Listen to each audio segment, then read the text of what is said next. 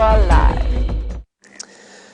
Good afternoon to Safari Live this afternoon. We're out here with Jean and Sam. We are 25 degrees Celsius, 77 Fahrenheit, so it is quite hot, but we're feeling pretty chilly because there is a bit of a cloud in the distance there. Not only is there a cloud, but there's also a wonderful looking elephant that we've just stumbled upon this afternoon. So we have just driven down towards the watering hole and off onto Twin Dams, and we're going to be going off to Cheetah Plains later. So I thought we would come and spend some time in this area and just see what might be walking around. Both Jean and I are feeling quite adventurous this afternoon, so we're keen to go and look at the plains and see if we can find Inkanyeni's tracks. Jamie was telling me a bit earlier that she found female tracks heading into Cheetah Plains just before the open area, so we're going to go work some tracks there, see if we can find something. So it should be an exciting afternoon.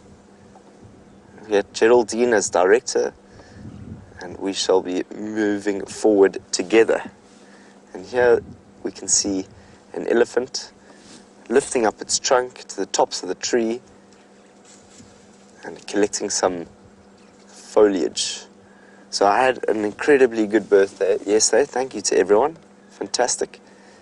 And I'm excited to move forward into being 26 and learn some more about the beautiful African bush. There's an eagle that looks like could be a batelier.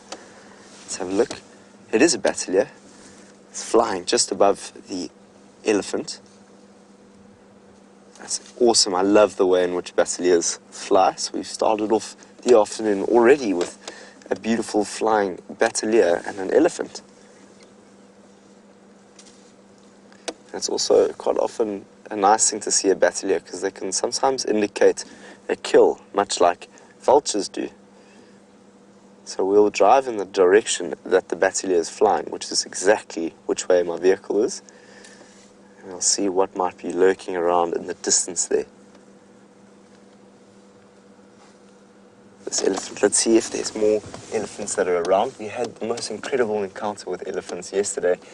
On the start of drive yesterday, we were about 7 elephants, and they moved around my vehicle, and it was just an incredible experience to have, especially on my birthday. And those buffaloes that were fighting against each other on the children's show, so we got to show them a little bit more about dominance in the natural world and the way in which buffaloes are. So we've had an incredible encounter with the kids so far. We've got another school drive, so we're hoping to show them some interesting encounters. And this elephant is browsing quite nicely over here. Let's move a little bit forward and see if we can get another view of this elephant browsing on what looks to be a guarri bush, or I'll see it from here. So there's been so many elephants on our property recently, and they've just been teaching me so much about the beautiful things that they can do with their trunks. Have a look at what this elephant is doing with his trunk. It looks like a young male. So he's not the largest elephant that I've seen on the property recently. There's been some very, very big elephants, but it's definitely it's seen some age. It must be around maybe 10 years. The tusks look quite big and strong, which is often indicator of a male. The females have much thinner tusks than the males. There we go. I was reading up on elephants this morning about how those trunks provide such useful for everything they do, from pulling up the grasses on the floor to breaking off the branches on top of the trees. And I read that they can even get higher than giraffes sometimes.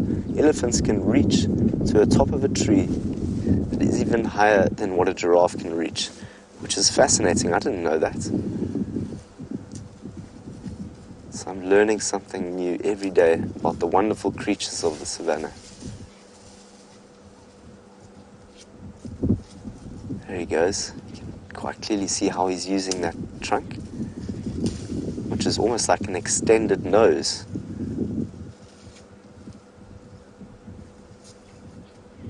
And it's also quite fascinating to see how the young elephants develop and grow the use of their tongue.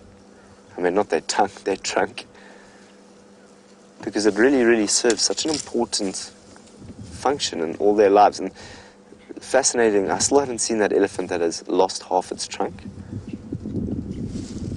I've been told that it doesn't look like it's a very, very easy, well, has to work quite hard to get food and foliage. I'm looking forward, I really am looking forward to seeing that elephant that has half a trunk. But yeah, we were with an elephant, and we've got Mr. Ellie also with us out today, Elvis the Ellie, who's going to be taking us to the many, many different parts of this cheetah plains and off into the distance here. And so we're hoping to see many, many different animals today. So we're going to leave this elephant now and work our way down into the drainage line to see what might be lurking around the drainage line. Maybe there'll be some vervet monkeys climbing up to the top of the trees who could potentially see something for us down there. See that sound of the elephant, the crack and the break of a branch is... It's amazing how they can just break branches.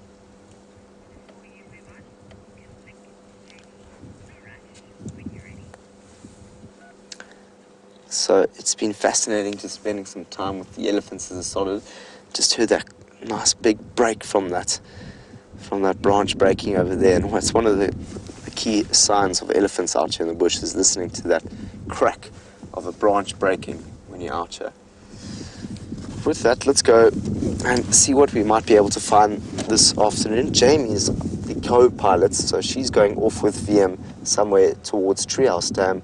Let's go and see how she's doing this afternoon, and we'll see you just now. I did arrive at Treehouse Dam only to discover that it is closed currently for renovations, and I'll explain to you exactly what I mean in a moment. But first of all, a very good afternoon to you all, and welcome to our sunset safari, although I think the prospects of a sunset this evening are relatively slim. You never know. Perhaps we'll get a really beautiful one shining through the clouds. But for those of you joining us for the first time, my name is Janie, and I have VM on camera with me this afternoon. I'm a little bit jealous of Sam, actually. I'm craving a good elephant sighting. But the afternoon is yet young, and the bush is full of mysteries and wonders for us to find for you. We shall see what we can see. And of course, VM and myself have had some very good luck in the past in terms of sighting. So let's go and explore. My aim for today, at some point this afternoon, will be to try and see if we can't figure out where those hyenas have wandered off to. And I'm going to try and do that judging by tracks, just to figure out where the most tracks are. I have a suspicion, but I mean, it's a difficult one, but I have a suspicion there's a chance they're around a sandy patch somewhere. We'll go and we'll see towards the end of the afternoon whether or not there's any activity around there. And of course, we'll check the other dens as well for any sign of them. What I meant when I said the Treehouse Dam is currently closed for renovations is exactly that. They're currently working on fixing it up, taking advantage of the dry season. So fixing up the dam, making it all sort of well prepared for when the rains do eventually come back. Sorry. Distracted by a group of dwarf mongoose, but they are not a relaxed group of mongoose. Sorry, VM. Try and get a nice view from here. Hello, guys.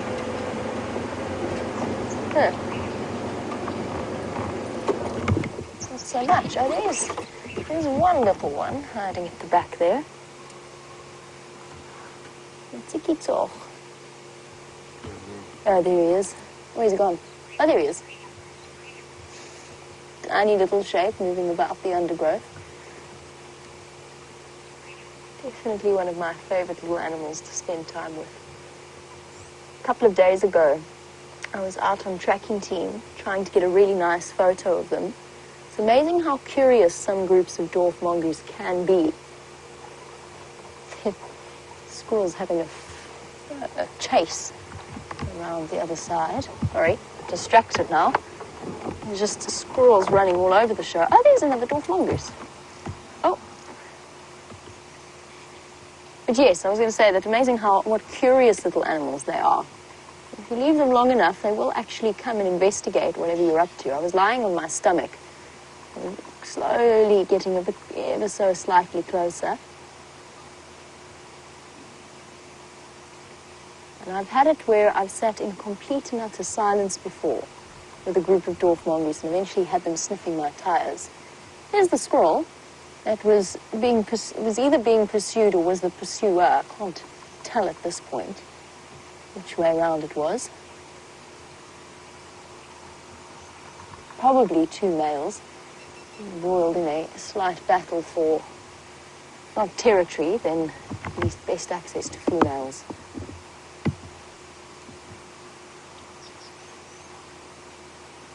Dwarf mongoose all around. If you sit long enough, you will, the more you sit, or the longer you look, the more you see. Probably about 12 or so. Now this could well, given the current area that we're in, this could well be the same group that we saw a couple of months ago in that extraordinary sighting, where it was with Liam as well, where they moved with the snake. That was with you, Liam? Yes. Yes, it was. Where we came through and we heard alarm calling dwarf mongoose, and there was actually a very large snake. I guessed it was a cobra. It happened so quickly. But they went on to... Oh, hello. Hi, guys. Went on to move their babies away from it, and we watched the whole process of them carrying their little ones. Something that I've certainly never witnessed before.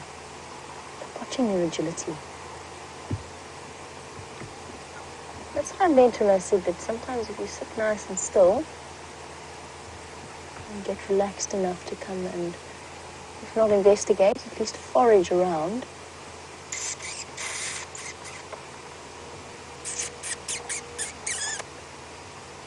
Right, with mongoose impression, not up to par today. You know, we don't think of them as arboreal creatures, but look at him clamber up and down there.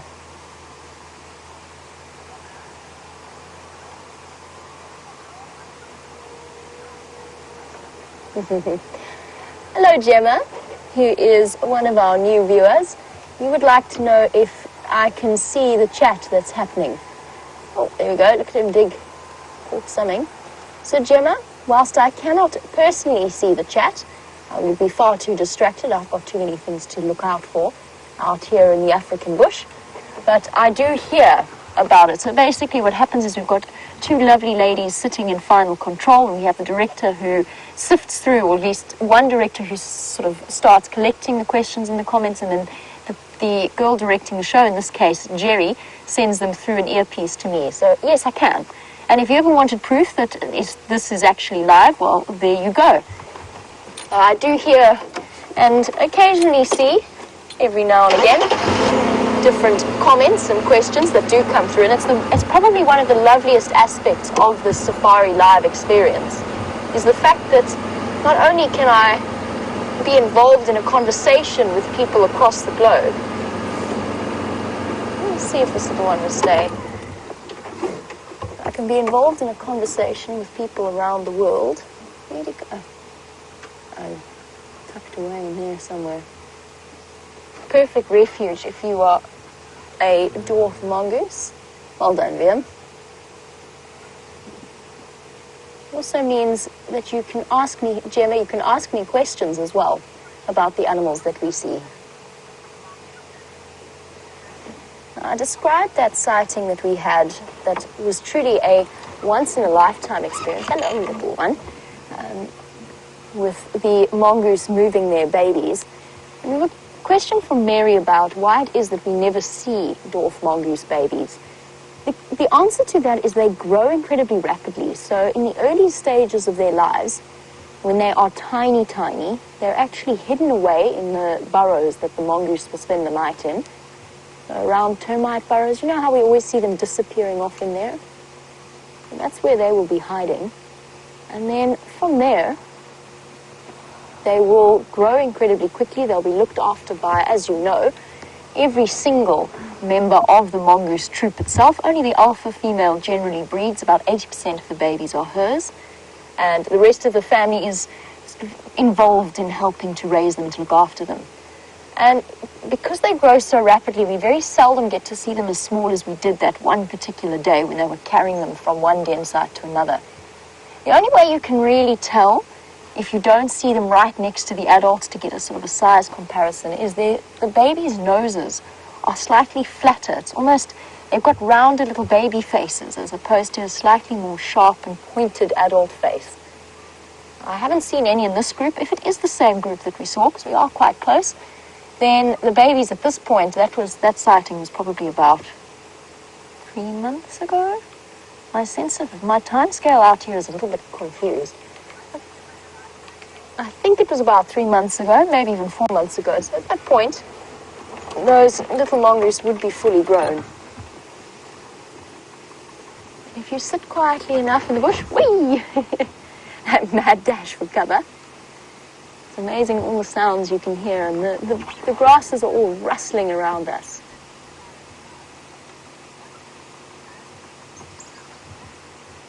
So, Rebecca and her kindergarten class are watching. You want to know what is it that these little things eat?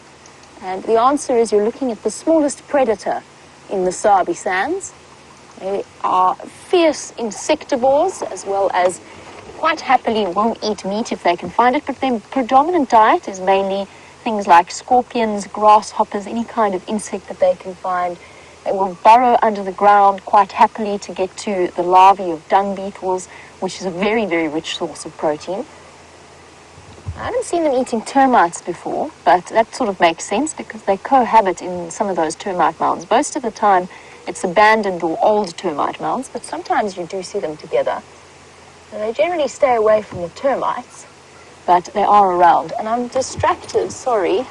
You know what I said about sitting listening for a while? Let's see what this bird is.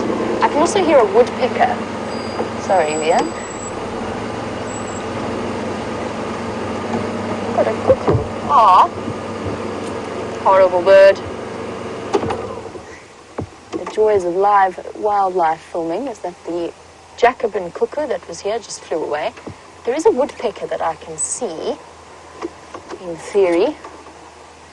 You can sort of see him hopping around. Too small. Oh, there, that's the cuckoo. Well done, Viam. I didn't even see him there. Thank you very much. Oh, brilliant cameraman at work.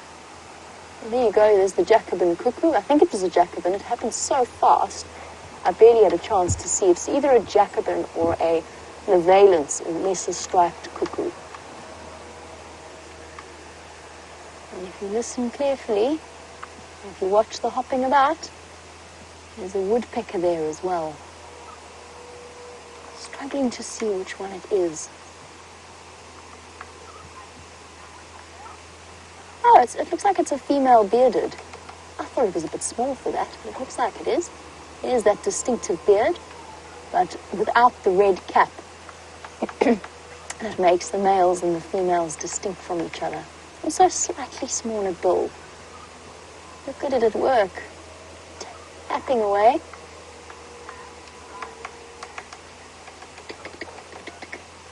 Lovely. Might be one for you to add to your collection. I think that in your bird lists might be nice, particularly for woodpeckers, if you could keep a record of the fact that you've seen the males and the females, because of course in each and every distinct woodpecker species, the males and the females are subtly different from each other. So if you're really looking for a challenge in collecting your birds, then that's something that you might want to add to change the game a little bit. It seems as though Sam is on an elephant roll and he's found a lovely breeding herd, so let's head across to his vehicle. So we had just come down from where we saw that elephant, and we've come across a huge elephant herd that is crossing into our property now. And the elephants are coming, I think it's from Chitwa, and I can already see about 15. I look down the road, there's a whole lot, and there's lots of youngsters that are also here. So this is incredible to be back with another huge breeding herd of elephants. That's a nice big female that we're looking at now. She's heading off towards that leadwood tree that I love so much. And there's some youngsters just behind her. That's fantastic. And they've just been running at each other now. It was incredible to see that. They've actually causing a little bit of a bit of traffic here for everyone. There's about 2 or 3 cars behind me. There goes that. Look at that little young one there. Hello, good afternoon. So good to see you. So I think there's a car that's trying to get past us here. Okay. There we go. So there's a whole bunch of elephants. Please excuse the two cars that are driving past us while we're trying to view this sighting. There we go. So there goes the elephants off into the thicket. This is a huge breeding herd of elephants. So there, let's try and see if we can get another view of these elephants coming through.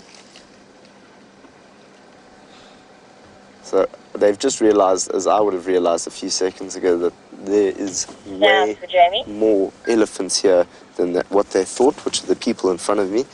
And there's about, maybe 60, and there's a whole group coming down the road now. But let's stay with this one that's in the thicket. I'm just going to go for Jamie's call here. Go ahead, Jamie. Sam, roughly whereabouts are those in North on Gowrie Main that you're with now? Jamie, they are heading in a northerly direction. It must be at least 30 to 40 of them by the leadwood tree. So they're all passing the leadwood tree. Copy. Confirm the leadwood tree at Leadwood. Affirm the leadwood tree at Leadwood. Copy that. Thanks, Sam. So there go those elephants off into the distance there. But there are still quite a few that are left here. There's one that you'll see just into the thicket there. So they can really camouflage themselves quite well in these thickets. You can't quite see them at the moment. Afternoon mobile station. But they have the ability to hide behind these big thickets. And let's see if we can try and get into a position where we can see that one over there. You can just see its back coming out of the bushes there. It's quite a really large one. There it is. Can you see how they can really cover themselves up very well? You can see the trunk moving up in the front there. And it's always awesome to watch when you're driving. All of a sudden you just see trees shaking and then what looks like big boulders just moving. So there.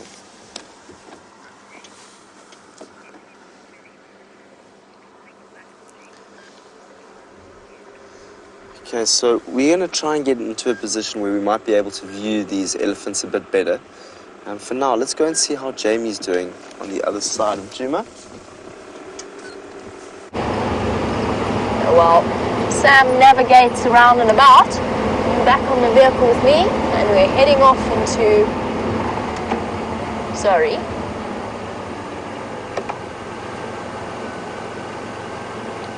Okay, copy. I think Steph was following alarm calls this morning. I'm not sure exactly where he was, but it could well be that there was an ingwe hanging around.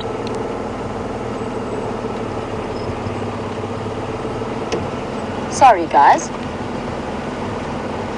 Tax just telling me that the cow, the monkeys, are alarm calling around the Juma Dam, around the pan. I'm just trying to work out, I don't know exactly where Steph was this morning, just because I was out driving whilst Steph was walking. But it did seem as though he was, from what I could tell, it did seem as though he was following up on female leopard tracks. So Tax is going to double check. Rebecca? Yeah, Rebecca. Okay, there we go. Thank you, Liam. All right. Now that's entirely possible. On a cool and cloudy day like today, there's a good chance that leopards are up and about and moving around. Of course, leopards generally can be moving about at any time of the day. I remember distinctly driving along with Scott as my cameraman, and it was one of those days where we'd actually had to delay the start of drive due to the temperatures, and they were absolutely sky high. It was close to 50 degrees centigrade. Slight exaggeration. It was about 46 degrees centigrade, so well over 100 Fahrenheit. And Tingana was just wandering about on the move. leopard's not bound by the same temperature restrictions as a pride of lions might be. And just an update for you on Karula. She was, just while I remember this, I was chatting to some of the Arathusa guides. They saw her and her 2 babies safe and sound in the Mulwati drainage line just a little bit further to the south of our Traverse area. So they are alive and well, and that is of great comfort, I know, to many of you who were concerned.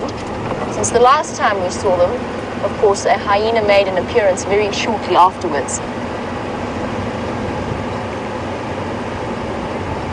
Karula once again demonstrating her great skill at being a mother and keeping those cubs alive and well.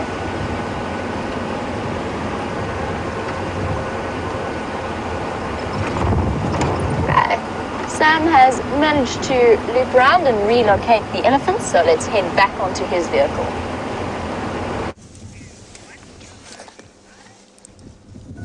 So it is truly a huge breeding herd of elephants that are around us. And here we have one elephant that's still quite close to us over here.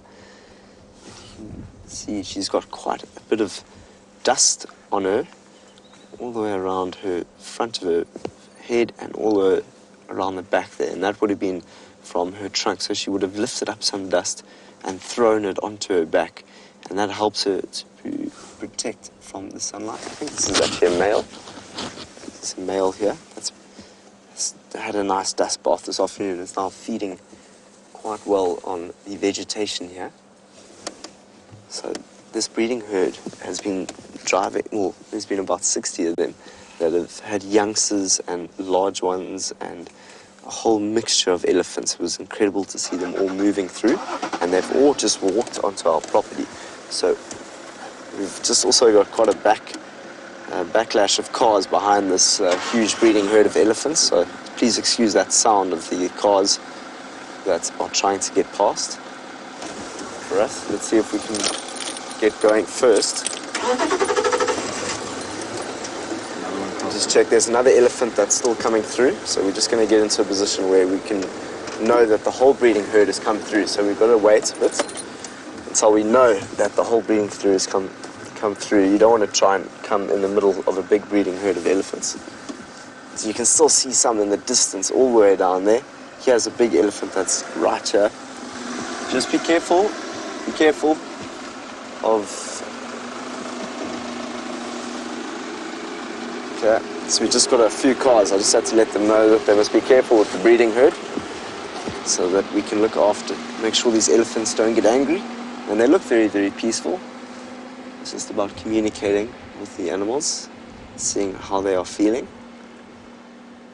And they look very relaxed as they moved off into the thicket there. We've still got the back of one elephant that's right here. So many elephants already this afternoon.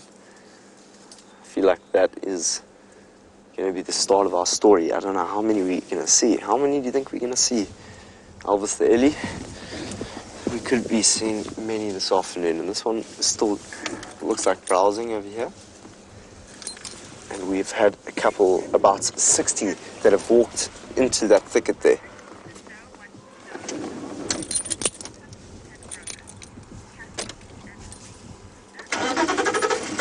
Ooh, Kathleen and we got a really good picture there of an elephant. I'm just going to switch off. Kathleen and I think it's her baby sister, would like to know how long can an elephant's tusk get. Well, I know how much like the average weight can get. They're like one of the heaviest tusks you can get is up to 102 to 107. Ooh, look at this elephant here. He's pulling down a whole tree. Look at this. This is so cool to see this. So their tusks can get up maybe sometimes 1 meter to 2 meters long. That's a really, really long tusk. But I know what I do know is the recorded weight, like one of the heaviest weighed tusks, and it's between 102 and 107 kgs, which is very, very, well, it's just a lot. I'm not sure what that might be in mass or what scale you might be using in your country. It's just very cool to spend time with these elephants. It's a really, really big breeding herd. So let's see. We've got another car that needs to pass us. Let's just see if we can get past her. So we're on that main access road that gets us to Cheetah Plains. We're trying to get to Cheetah Plains this afternoon, and we came across not only the traffic of elephants, but the traffic of cars that are trying to get past the elephants. So it's just the way it goes sometimes out here. Let's see if we can get some more visual of this big breeding herd. We'll possibly only see the back of them, as I made sure that they were all very comfortable with us here. Let's actually get another view of this elephant. I think this elephant looks super beautiful. It can show us more about the dust that they like to get on their backs.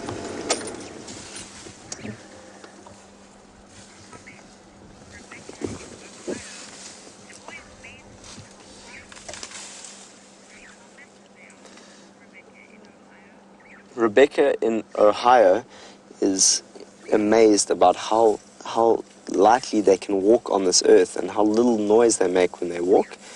Rebecca, I agree with you so much. It's fascinating. I must just tell you a quick story that I have around that. Is when I was in my training, I was sitting out on a big crest out by Londolozi where I trained, and I stopped to have a look at the big full moon that was in the sky, and next thing I knew, there were about 40 elephants that had just come up the crest, and they all walked past me.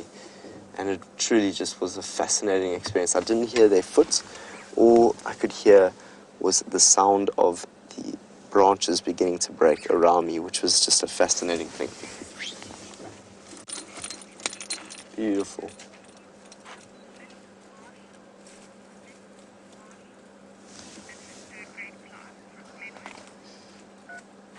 Good afternoon, Glenwood Elementary, Miss Marshmore, and the grade 3 class. Welcome to our safari this afternoon. As you can see, we've just come across a huge elephant that is feeling very comfortable with us at the moment. He's busy walking around our vehicle, and he's going to go catch up with the big breeding herd that has just walked past us. So welcome to all you great kids, and let's learn a lot about the bush this afternoon. Please send us some questions. I'd love to know what you like about animals and the different characteristics. I know that that's the kind of focus that you would like this afternoon, is animal characteristics. And let's have a quick look at this elephant. What we know about an elephant is that it has a really long trunk. You can see that trunk in front of the elephant there. There's some tusks there, which were almost like long teeth that come out. There you can see the tusk now as it comes out of there. There we go on the right. Isn't that incredible? And they're huge animals. They can weigh up to 3 to 4 tons, which is very, very heavy, and they love to throw dust all over their backs. So that's some of the characteristics, but also what can you see there that is pretty big? Those ears. Those ears are so big. Can you imagine having ears that big on your head? Wow. So elephants really, really have big ears, and that helps them cool down. Sometimes when it gets really, really hot out here in the bush, they just flap their ears, and that helps them cool down. All their blood vessels are inside their ears, and it cools them down. So that's a huge elephant that just walked past us. Let's go see if we can find some more. We were just with a breeding herd now. It was quite a chaotic scene here. We had cars, and we were trying to watch how many came through, and there was about 60 elephants that walked here. So let's see if we can catch up on some of them. As I said, please ask us some questions. You can send us an email, questions@wildearth.tv, or send us a Twitter. Ask your teacher, Mrs. Marshall. Miss Marshall, please can I send a message to Sam and Jandre, who's our cameraman out in the bush. I'd like to know something about an elephant or the sky, the clouds, anything like that. Have a look at the elephant dung. So here's some dung, which means poo. It's elephant poo, basically. And the elephant dung, I'm just going to jump out so I can show you quickly.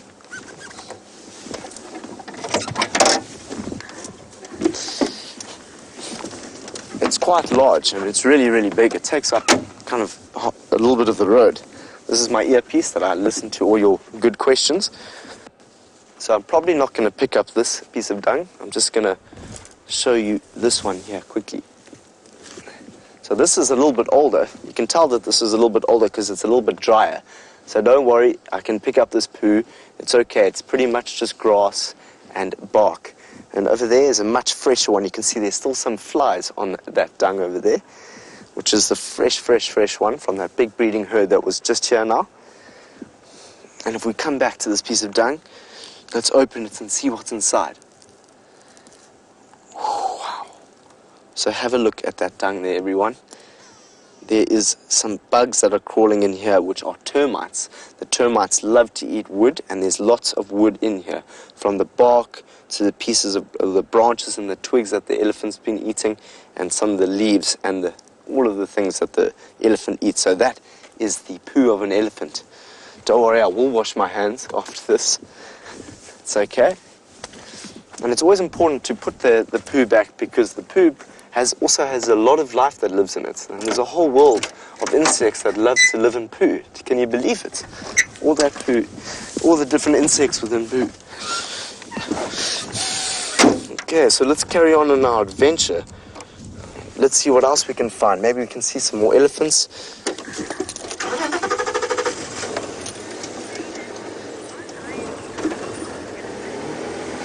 Jaden would like to know, are lions able to eat elephants? Well, Jaden, it's not often that lions will kill elephants, just because they really are so big, and it's a big risk for a lion to try and take down an elephant. But it has been recorded when an elephant is injured, for example, can't keep up with the breeding herds, or it's a really young calf that's lost its mother or something like that. So it's not common that you'll find lions eating elephants, but it can happen, Jaden. That's a very good question. I've never seen it before.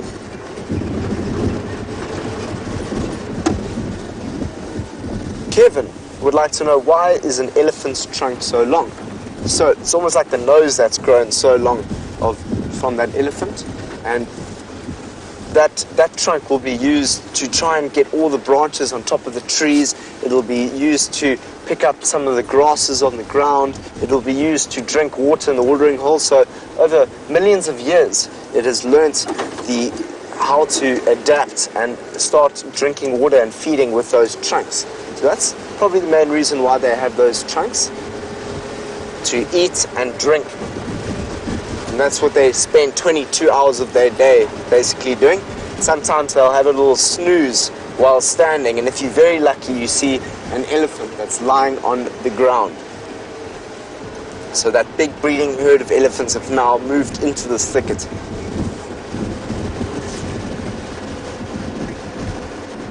Riel would like to know, do elephants eat anything else other than leaves? Riel, they most certainly do. I mean, they're not carnivores, or they don't eat meat. So they just like to eat what, as I said earlier, from leaves to bark to all the different things around here.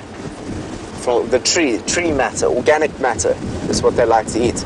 I'll tell you, they won't like to eat some of the trees, because some of the trees have, like, it doesn't taste very good.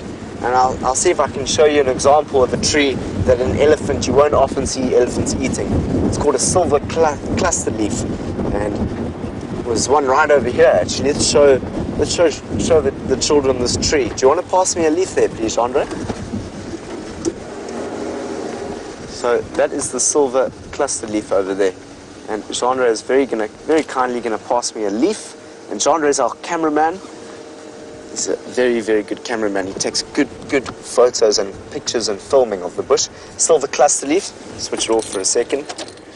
And it's just the way in which plants have adapted to living in the bush. You know, some of them are mechanical, some of it is chemical, and this is chemical. So when I take a bite of this leaf, it doesn't taste nice. I've done this a few times on live TV now, and I find it the most effective way of explaining to people that this leaf doesn't taste nice, and some of the animals don't like it because it makes their mouth very, very dry. So that is a silver cluster leaf. And for you guys don't know, this is Elvis the Ellie.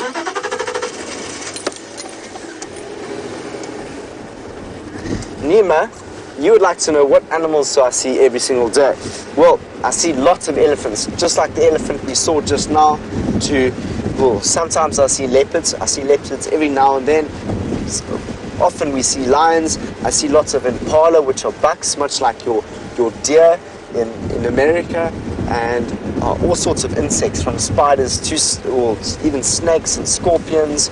So there's a lot of animals that we get out here in the bush, and even birds. There are so many different types of birds that we have out here, and I'm hoping maybe we can find you a beautiful bird called a hornbill, yellow-billed hornbill or a red-billed hornbill. And if you've seen The Lion King, you would have seen Zazu. Zazu is the bird, and I'm going to find you that very bird out here. So let's see if we can spot Zazu the bird out here in the bush this afternoon. Wow, so Jamie, our co-pilot out in the bush, she is sitting with something quite interesting and large. Oh, you've been very lucky today with all of the big animals that you've been seeing.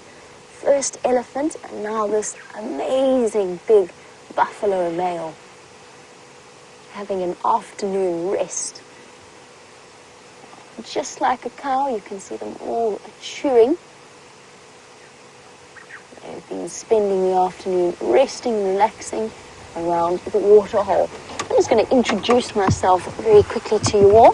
Hello, my name is Jamie, and behind me, the gentleman operating the camera and bringing you all of these great pictures is VM. VM is very happy to be on board and to have you guys all on board as well. Look at these sleepy buffalo. They don't look like they're planning much for their day. Hello, Kyle. Welcome on Safari. I hope that you are having fun. You want to know how many animals there are in Africa. Oh, that's a big question, Kyle. The answer is lots and lots and lots. I wish I could be more specific for you, but there are just so many that I wouldn't know where to begin, because, of course, with animals, there's also not just the big mammals like the buffalo and the elephant that you saw with Sam. There's also all kinds of insects and different bird species. There's just so many different things out here. If we're talking just mammals, there's probably, you'd have to sort of sit and count them all. I would say there must be well over 100, if not more. I don't know the exact number. But the amazing thing about Africa, of course, is because, first of all, it is so absolutely enormous, but also the fact that there's so many different types of environment that it means that lots of different animals can live there. See all the birds on the buffalo? They're sitting roosting.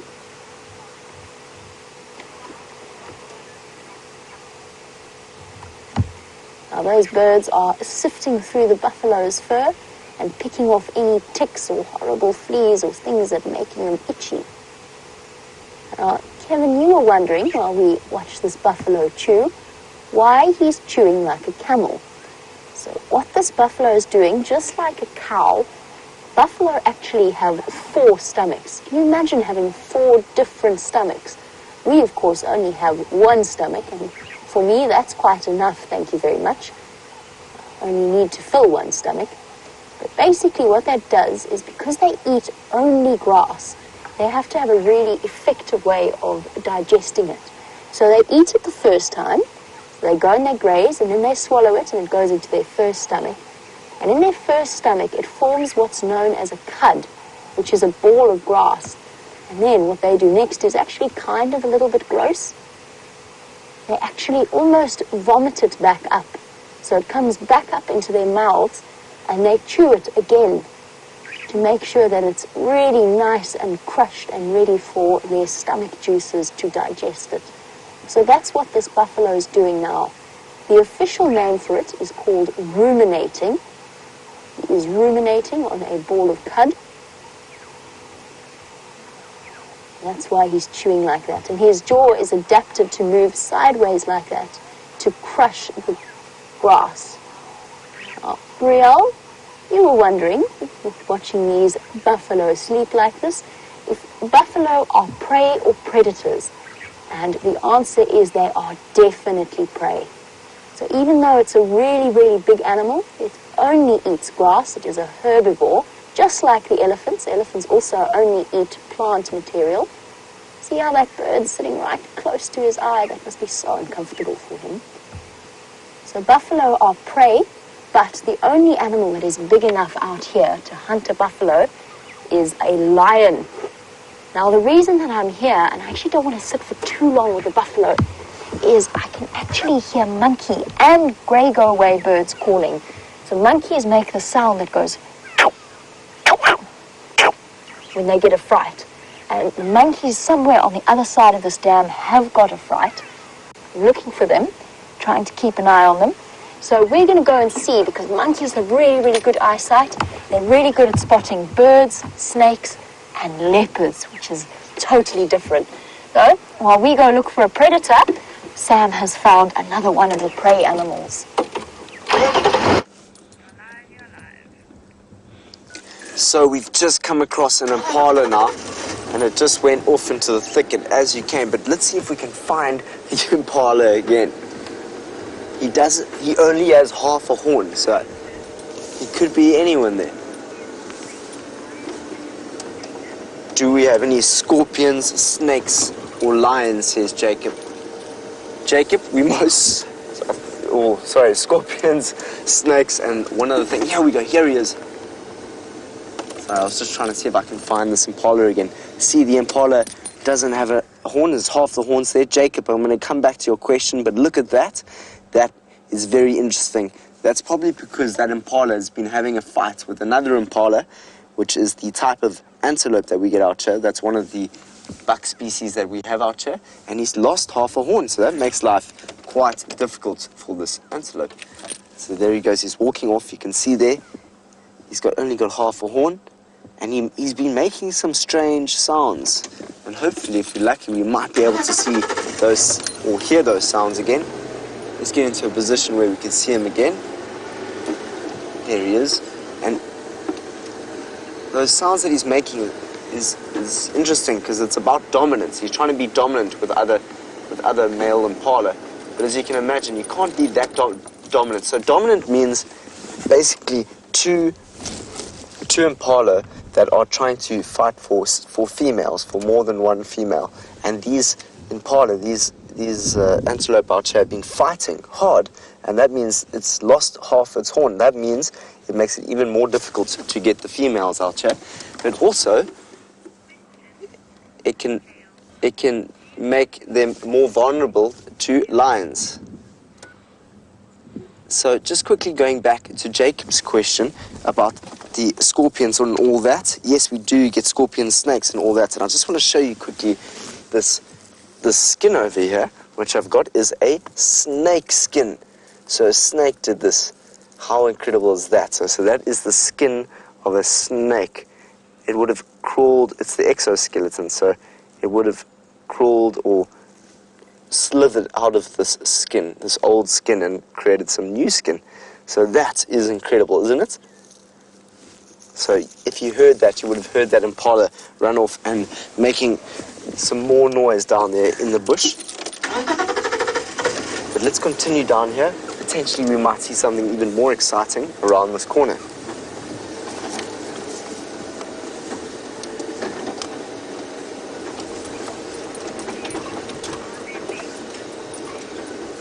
Kale would like to know, are there any baby monkeys here? Kale, we most certainly do have baby monkeys. We've got these little things called bush babies that look like this. They're the smallest of the primate family, and hopefully we're going to see one tonight, the lesser bush baby, and then also, or lesser galago rather, and we also get the vervet monkey. The vervet monkey likes to climb the trees, and it's the one monkey we get here a lot. But if we're very, very, very lucky, we'll see a baboon, and baboons have huge teeth, and they're quite scary looking. So I'm going to see if I can find you a baboon, a vervet monkey, or a bush baby. Bush babies will only be in the evening, though, when it gets dark, because they are what we call nocturnal animals. So you get animals that live in the day. Oh, wow, we've got some more antelope over here, everyone. Let's go slowly. Now this is different to the antelope we just saw now, which was an impala. This now is an nyala. So these are female nyalas that are going to be walking past us now. Have a look at those stripes. So that's the main difference that we are seeing between the last two antelopes, is those long white stripes, and that's going to help this antelope blend into the bush environment. These antelope love the bush, the leaves around it, and doesn't like to be seen in the big open areas. And all the ones that you can see here are females. But this is so fascinating because the other antelope that we just saw, the impala, has just come up. So look at the difference between the one we just saw now and this one over here. And that is a male impala, much like the one that we saw with no horn. It's very, very similar. So now you've seen two different types of antelope that we get out here in the bush, which is very cool. I'm so glad that they came one after each other, because that can help you tell the difference. You can see there's no stripes on these antelope. And you can tell that that's a male because of those horns. So the stripes on the nyala help that animal to... There's the nyala now. We can have a look again at those stripes on the nyala, and that helps them... It helps them get the light to be broken up on them. So it helps them camouflage into the bush, the thickets more, and hide away from the lions and the leopards and the different antelope that are here. It almost breaks them up, and it looks like light is being distributed in different places. So it's a form of camouflage, a way of getting away from those big predators that will kill them, like a leopard or a lion.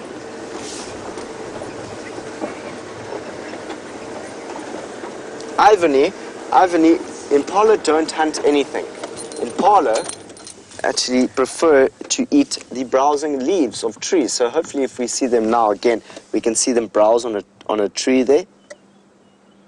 Nope, they're just going to walk away from us. That's okay. But just to inform you on that, they eat and browse on trees, so all the leaves on the trees. And they are also mixed feeders, which means they'll eat leaves on trees, but they'll also eat the grasses. So they eat the grasses and the leaves off trees. So that was a fascinating look at those two, impala and nyala. Jamie's got something quite interesting. Let's go and see how Jamie's doing. Look what we've found hidden behind the trees. One of Africa's most famous animals, the zebra. Now, did you know that there's actually different types of zebra in Africa? We only get one type, which is the zebra that you're seeing here, and it's called a plains zebra. Plains, not like plain as in boring, but plain as in the great open grasslands. And guess what? This zebra is a boy. And do you know how I can tell that it's a boy zebra? If you look between the cheeks of his bottom, underneath his tail, see how there's a very, very thin stripe that runs down the middle? That's what tells us that he's a boy. The girls have a bit of a thicker stripe there. And it's one of the only ways that you can see if it's a boy zebra or a girl zebra. But isn't it amazing how well those stripes work to hide the zebra from us? Where we're sitting, we're probably about 60, maybe about 100 feet away from that zebra, but there Liam's showing you just how well those stripes can work as camouflage. But they also serve other purposes as well, so it's not just to hide the zebra away, it's also to help with insects, because the insects struggle to land on the zebra because the stripes confuse them. And there's also people who say that it might help to keep the zebra cool as well. So there's lots of different reasons for why a zebra has stripes. Now, remember how we saw the buffalo earlier, and we spoke about the 4 stomachs of the buffalo? The zebra only has 1 stomach, so they've got a different digestive system, and they've got those big round bellies because their digestive system produces lots and lots of gas in there. See how his ears are constantly moving, constantly twitching? That's partly because the flies are irritating him, but it's also so that he can listen in different directions. So we as humans have lost our ability to move our ears like that, but all of the animals out here, from the impala to the buffalo, to the zebra, they can all move their ears in whichever direction they want to.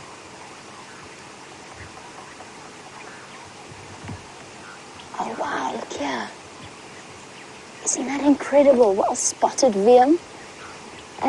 That's called a dwarf mongoose. And it is one of the tiniest little mammals out here. Tiny little fierce predator. You want to know whether buffalo will prey or predator? This little mongoose is a predator. It hunts insects. Angelica, you were wondering, are there any other animals that camouflage themselves?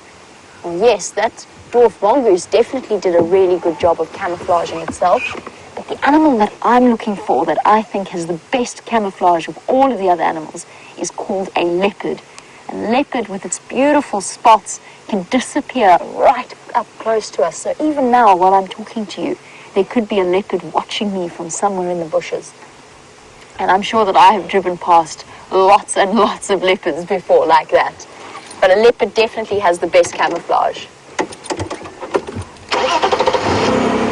Now, Kevin, you were wondering, since our zebra have unfortunately disappeared, whether a zebra will eat anything else apart from grass. And the answer is no. They will only eat grass.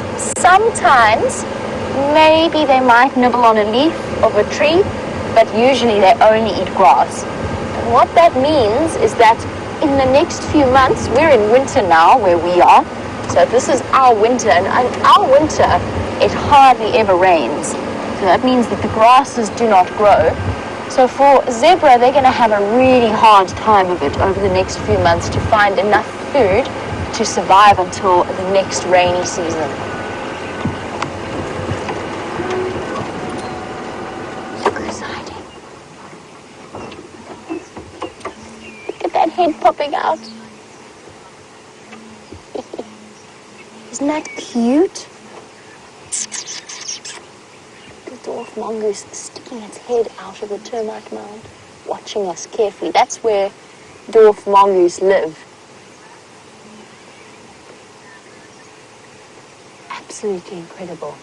Now I'm going to keep looking for the most camouflaged animal in the bush, and in the meantime, Sam has found one of the biggest.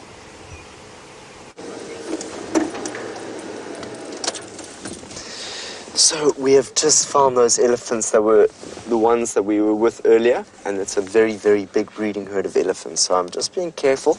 I'm keeping my distance to see what direction they might be moving in and seeing what they might be doing this afternoon. And there they are, they're moving there. So there's two youngsters and there's a big female there. So I'm very glad that we managed to find these elephants again, because it must be the biggest breeding herd I've seen in quite a while.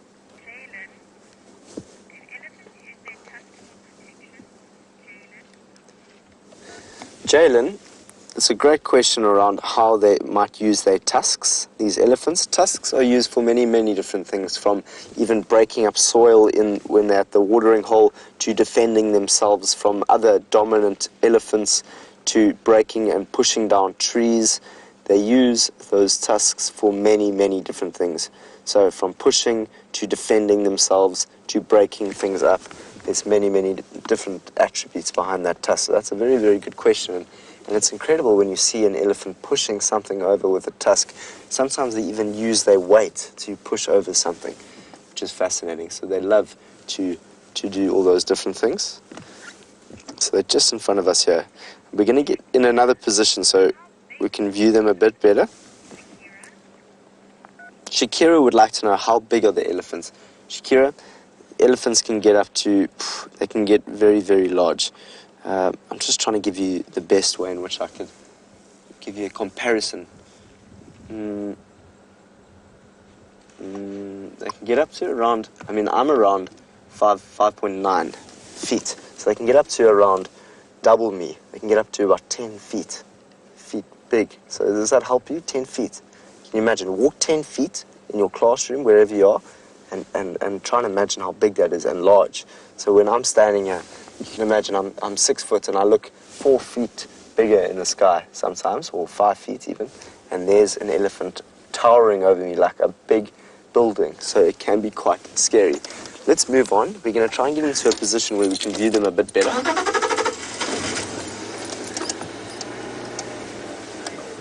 Ivany would like to know, how do the elephants survive in the winter? Well, Ivany, they, of course, have got very, very thick skin. So there we go, we've got quite a few elephants here. I'm just going to give them all a bit of distance. So elephants will tell you when they're feeling uncomfortable. And they're all feeling comfortable. As you can see, them all eating there. So they're all very, very comfortable and relaxed. And so you're asking, what do they do in the winter times? Well, as I said, they've got thick skin, which will keep them warm. But also, they're just able to deal with the cold. And the cold is around, it gets down to about 0 degrees Celsius up to 5 degrees Celsius. So it's not like where you are in the United States, maybe in the north of the United States where it can get really, really cold. It doesn't get super cold in the bush. But sometimes they'll lie up next to termite mounds are known to be quite warm, which I can show you. Here's a termite mound over here, but it's an inactive one, so it's old. So these little mounds that have been built over a long time have been built by little termites, which look like little ants. And they build these little hills, and they are generally known to be quite warm. So often you'll find animals around termite mounds. Beautiful, look at that elephant. Parker would like to know, why there is a really big elephant. Wow, that's one of the biggest elephants I've ever seen through the bush there. Why do elephants have such big ears, is asking Parker. Parker's asking that. Well, so mainly because it helps them cool down themselves. So that inside that, in that ear are a number of blood vessels, which means that they're arteries, little blood vessels that go around there. And when they shake their ears, they flap them just like you saw there. It helps cool down their whole body. So their whole body can be cooled down just through their ears. Isn't that special? So that's the main reason why they have very big ears. Almost looks like a map of Africa when you look at them. Kevin, fantastic question. Do they eat grass? Yes, they do. They're also mixed feeders, so they'll browse on the trees. Browse means collecting leaves, so they collect leaves off the tree, and they graze, which means breaking and pulling grass off the floor. So they both do that, and at the moment we can just see the elephants are grazing, which means they're going up. There's actually an elephant on the termite mound that we were talking about here. So they're all walking up here. It's actually very cool to see this. Have a look at an elephant there. It's a small little Ellie that's reaching up with its trunk into that tree, and it's collecting some food before it walks back down the termite mound. Okay, cool. So it seems that we can move forward a bit.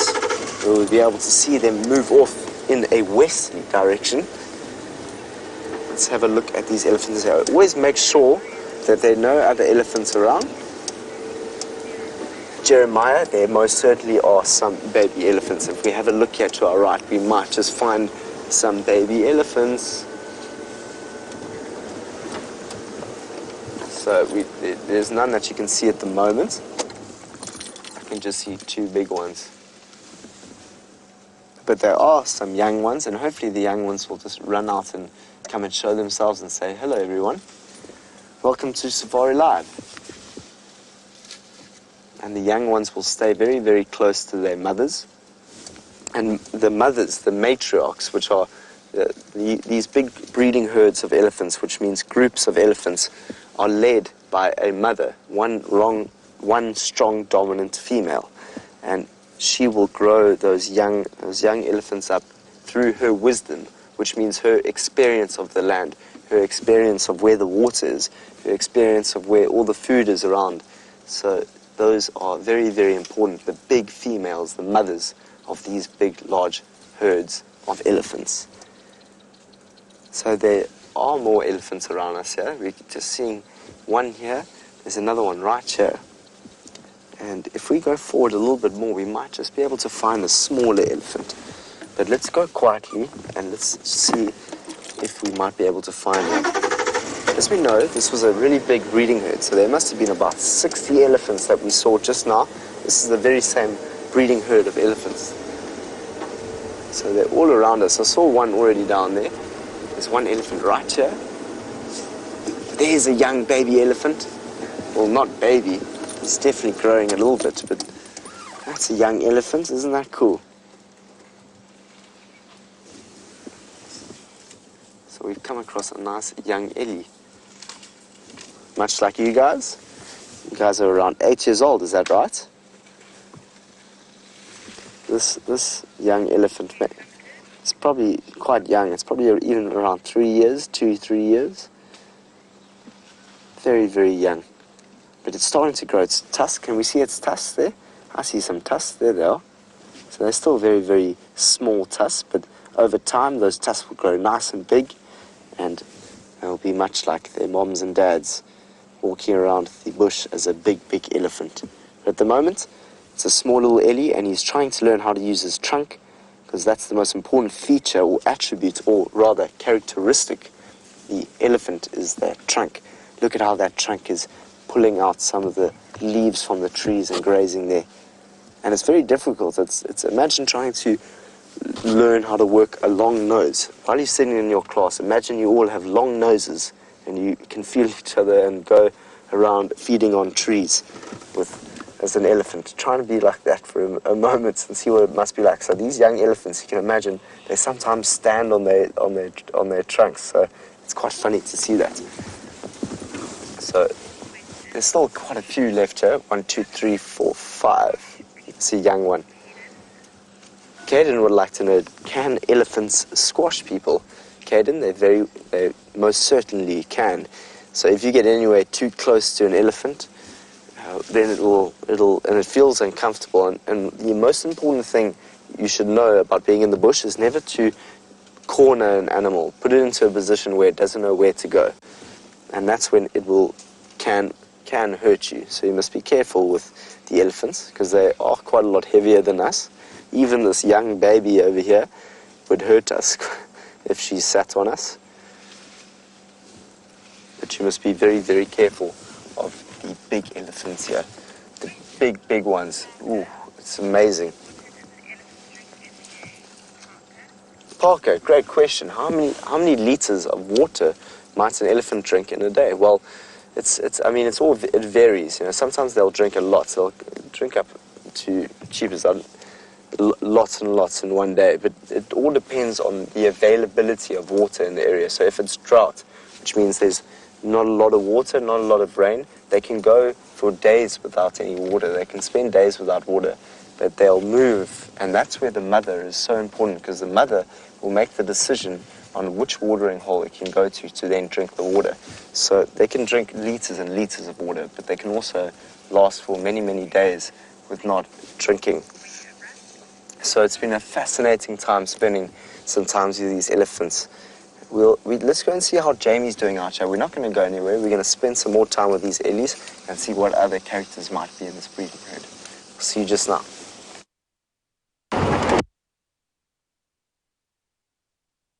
And the monkeys around the dam, but look carefully, keep looking, because there could well be something moving about. So monkeys in particular have really, really good eyesight, and in fact so do birds as well. Almost all birds have eyesight that's even better than that of a human being. Even the best human being's eyesight is not as good as a bird's. What that means is that they very often can see even from the top of a tree. They can see far into the distance and spot things like snakes, maybe an owl or an eagle that could hunt them. So that might have been one of the reasons why they were alarm calling. But that doesn't mean that there couldn't be a leopard as well. We're looking really carefully.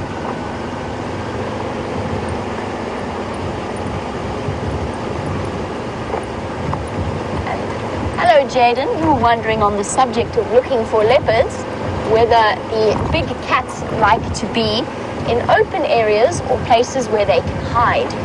And the answer is it depends on the type of big cat. So lions pretty much are at home anywhere. They're the top cat, the top predator of this area. So they will quite happily go and lie somewhere. They need to hide behind bushes to hunt animals. And that's because lions get very hot very quickly. So although they're really, really fast, Imagine a lion going from one side of the room to the other side of the room in the blink of an eye. That's how fast a lion can move. But he cannot do that for very long. So it's a very short distance. He's basically like a short distance sprinter more than anything else. So leopards as well, very similar. Leopards and lions rely on stealth. In other words, they like to sneak up on their prey. But cheetah, on the other hand, and a cheetah looks very similar to a leopard, just got long, long limbs, much longer than a leopard. A cheetah will prefer slightly more open vegetation. So where we are now, there's too many trees for a cheetah. They sometimes come through, but generally they like a nice open area where they can get up to those really fast, famous top speeds. And a cheetah can run easily close to 70, even 80 miles per hour.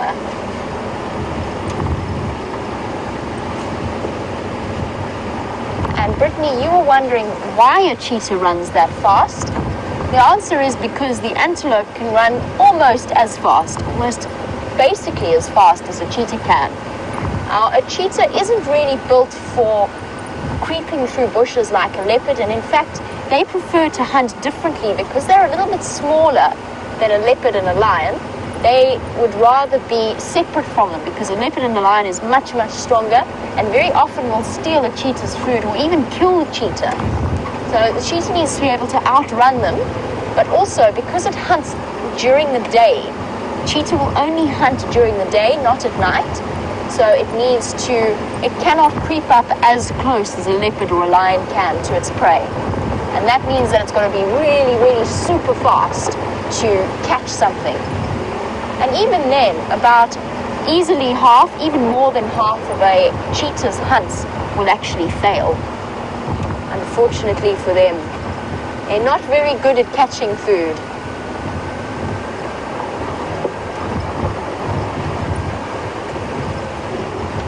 Now, Jaden, you were wondering a little bit about the lions and the cheetah living in the same habitat and if they fight for food.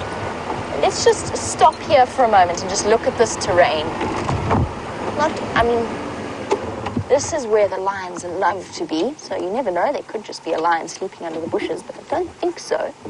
See how many trees there are all around. We can barely see more than 60 feet into the bush.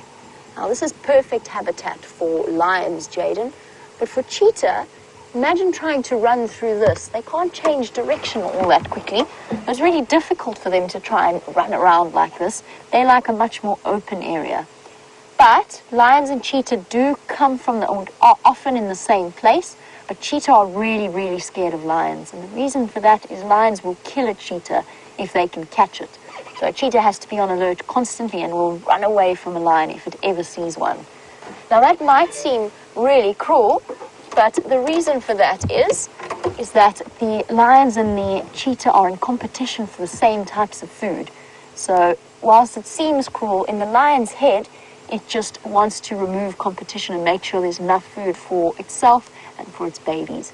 Well, I really hope you've enjoyed your safari experience. I'm going to say goodbye to Miss Marshall's class. It was lovely having you on board, and I hope that you come back on safari once again with us in the future. Enjoy the rest of your school day, and bye-bye.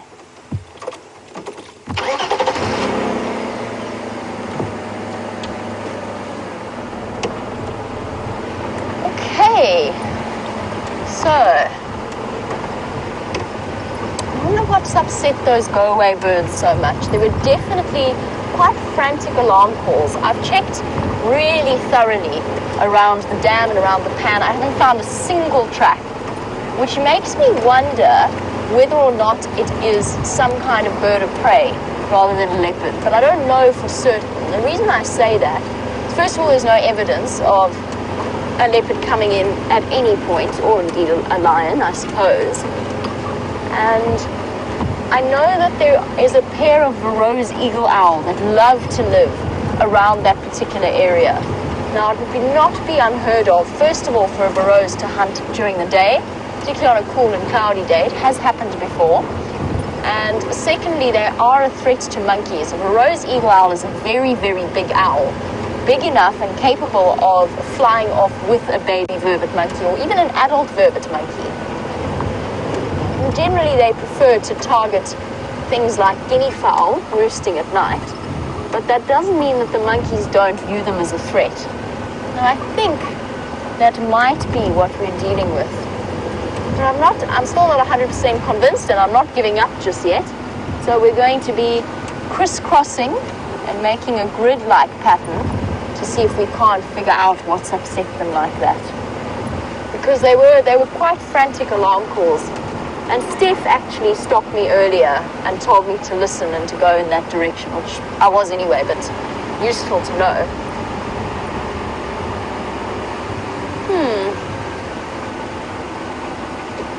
Let's see.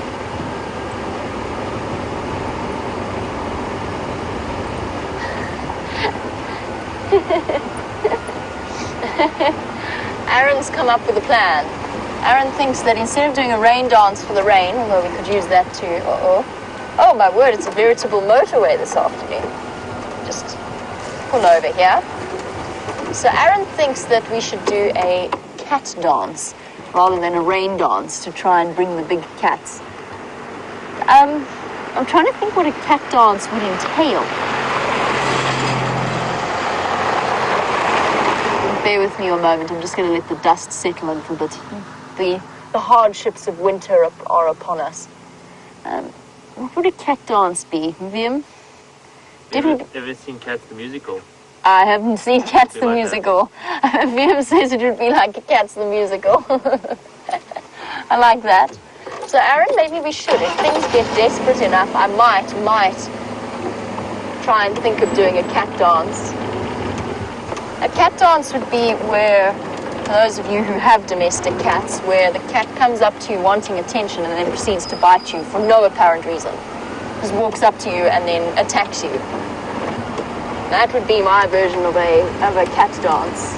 I'll ask for a belly rub and then... Yes, rolls over and asks to be petted and then bites for no reason at all. Just for the sheer fun of it.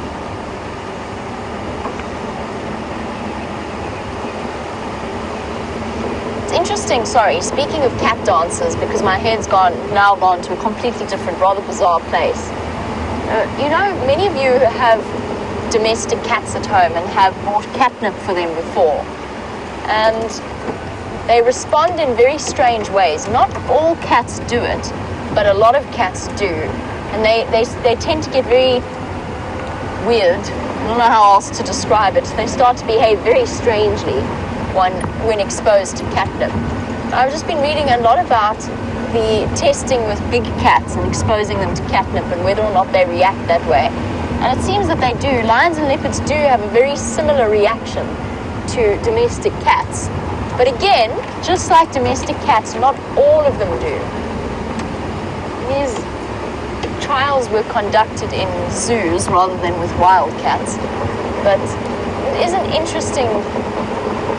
There's obviously something, you can sort of see the level of relatedness within the Felidae family, that you can provoke that same response from cats of different species.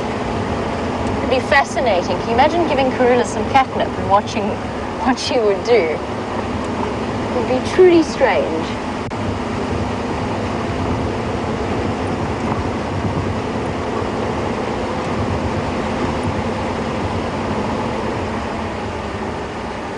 I think your best bet, Aaron, would be once James comes back from leave. I'm sure he could come up with a great comic timing cat dance that would keep us all in stitches. Track quiz time to get you guys all back up and running. Let's find a nice position. That might be a nice position. It's one I've taught you before, for those of you who are regular viewers. Oh, it's going to be a tricky one. I'll have to jump off the car to show you exactly what I'm looking at. I'm looking at these crisscrossing tracks here, Vian. Okay, let me jump out because that's about as clear as mud from your perspective. And let's see if you can figure out who would be responsible for it. And because because I'm going to give you a sense of scale, I want the species. I don't just want the type of the family of this particular animal. I want species. Aha! Let's get things going. Okay, maybe the species is a little bit tricky. Might be a bit mean, but I'm going to do it anyway because a lot of you are very, very good at tracks at this point. Okay, so for those of you who are wondering what we're looking at for a start, let's see, which one's best? Is this one best, Liam, or this one? The This straight one. Yeah. Okay. So this should give it away relatively easily. There is a back toe here and 3 front toes, a slight curve to the back toe, a slight inward curve, and very, very close together. The back toe and the front toe fall very close together. So something walking with its feet facing ever, if you look at the general overall impression of the tracks, that one is shaped like that one like that one like that. Are you calling at me now? Or have you seen something I haven't? What? Sorry, distracted by the go-away bird. I'd be very happy with you if you spotted a leopard for me, but I think it's actually calling at me. All right, back to your track quiz before we get too distracted. It is not a go-away bird, but something that walks kind of like that. All right, I probably don't need the stick. Now let's see if you can figure that one out. Get some brains thinking. And as I said, because I sort of gave you a sense of scale, which is a bit more tricky, but let's make it a bit tricky. I wanted to know the species as well. And it's the foot, just to give you a sense of scale now that I'm back on the vehicle. The entire foot length is probably about from my knuckle, this knuckle, to the tip of my fingernail in total length. Quite a big track. Right. Let us see if you can get that. Now, was that go-away bird calling at me, or is this leopard walking up the road somewhere? This leopard that so far I have no evidence that it exists. I just have to take the animal's word for it. No, I think that was at me, unfortunately. Okay. Fair enough. Let's double check as we go along. Where'd you go?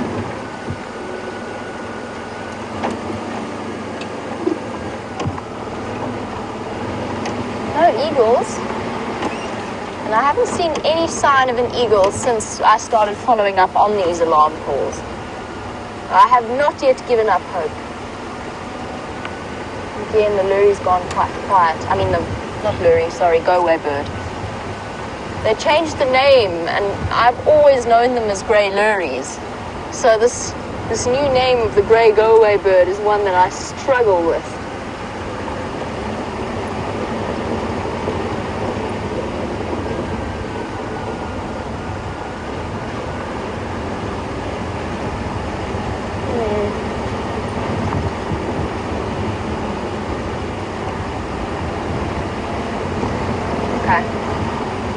No sign of any leopard tracks. And it's getting chilly now. Let's try and do this.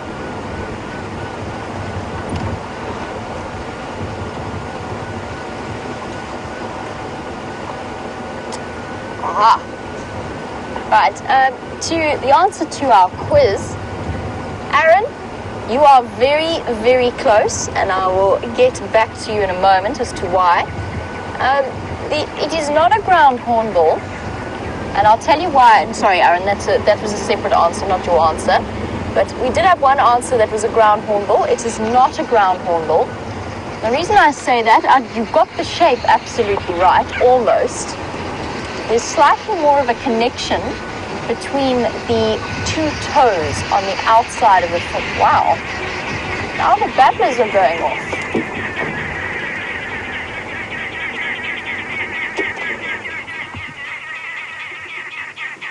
See them, but I can certainly hear them. And you hear why they're called arrow-marked babblers. Of course, as I said, there we go.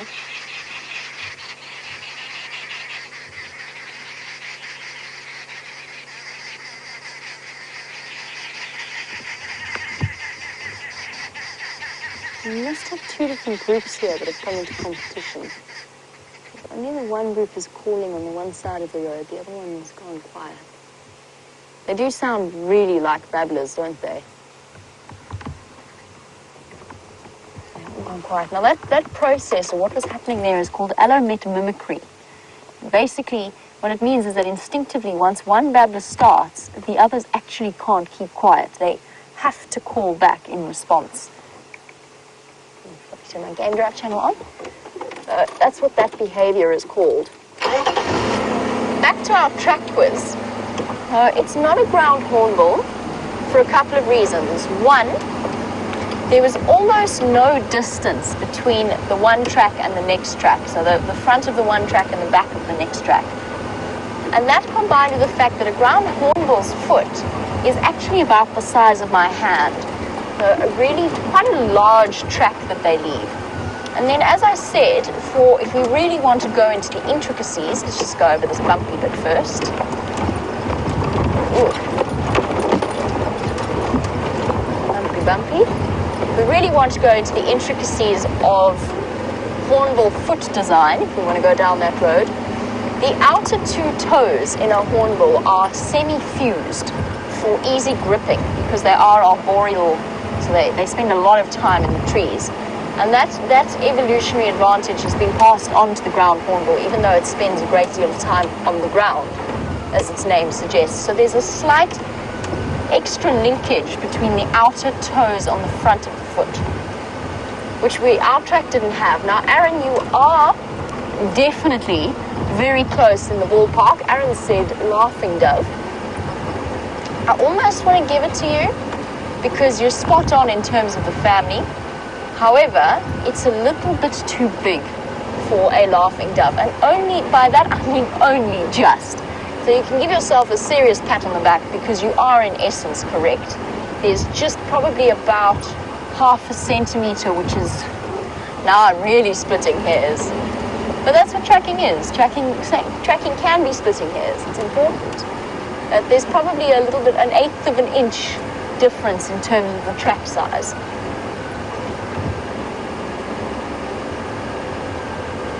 Here we go. James Richards nailed it. A ringnet or a Cape turtle dove was the answer that I was looking for. So, look, it was a bit mean to ask you for the species, because the other one that it really could easily have been is the emerald spotted wood dove. The difference there is that an emerald spotted wood dove is about half the size of a Cape turtle dove, and their tracks are correspondingly as small. Sorry, I'll just switch off.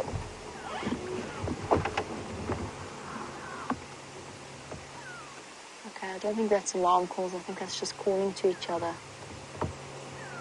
Can you hear the go-away birds? Go away.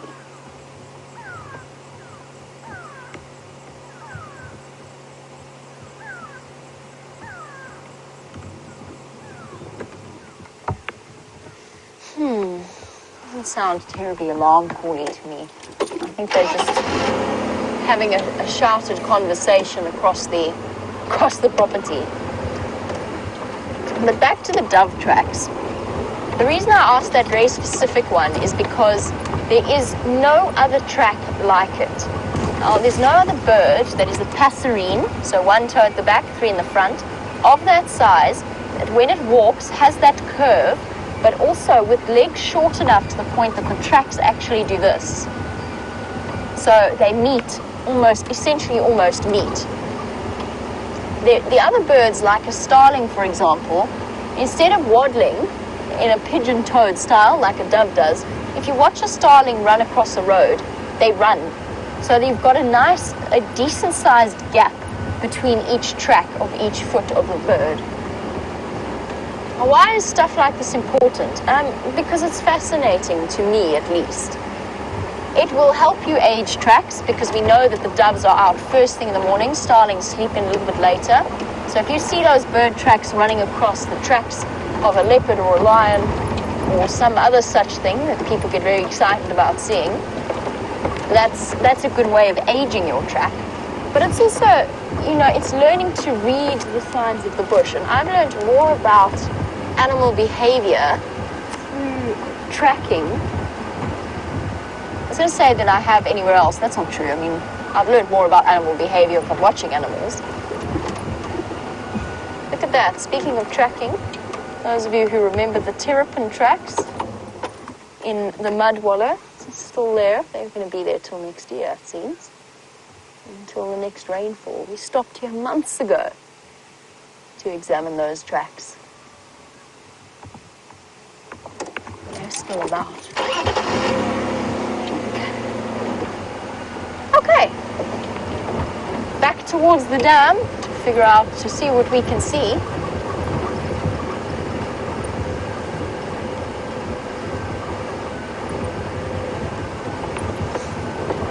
And of course, following up on the calls of the grey go-away bird.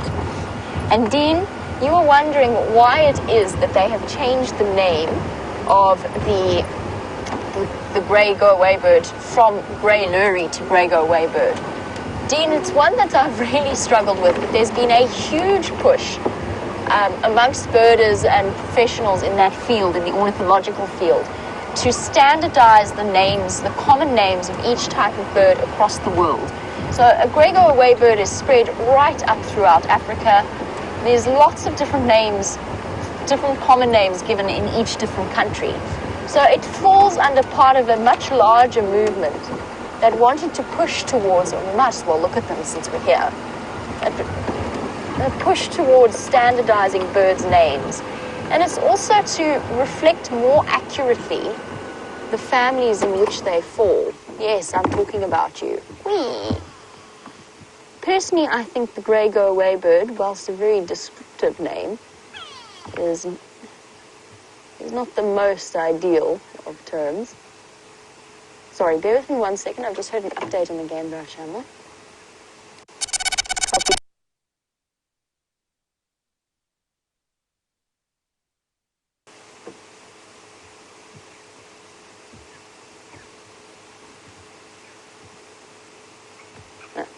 Okay, oh well, sorry about that. It was just a hyena that was called in. Here's our zebra from earlier, looking perfectly relaxed and not like they've seen a leopard at all. Yes, the grey go-away bird, the cuckoo that we saw earlier that we managed to get on camera was in fact a lesser striped. Did something just bark? As though I'm chasing phantom alarm calls. And the cuckoo, now called the Levalence cuckoo, was originally the lesser striped cuckoo. It's all part of standardizing, and sometimes it confuses us a little bit because most of us have grown up with names that have now become other names. They're very different to what we've known, and we do occasionally slip up and make mistakes. And of course, the grey go-away bird, closer actually related to plantain eaters than it is to the lurry family. Random fact, fun fact for the day. All right, let's head across to Sam, who's made it to Cheetah Plains, and let's see what he has found for you there.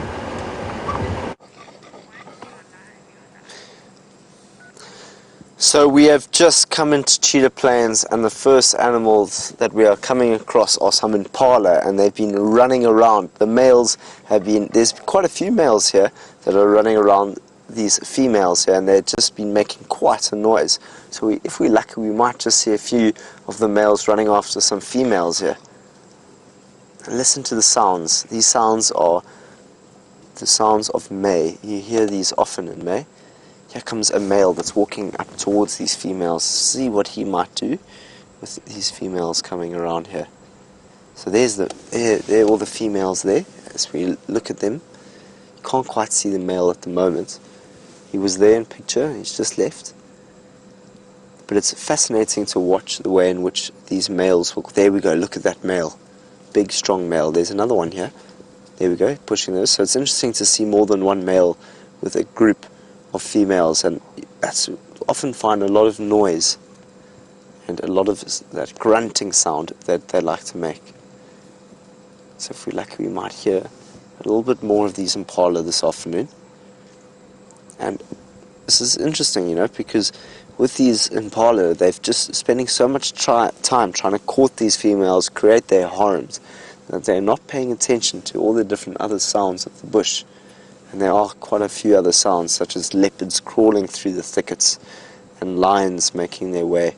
So these males may have a difficult time if they carry on like this.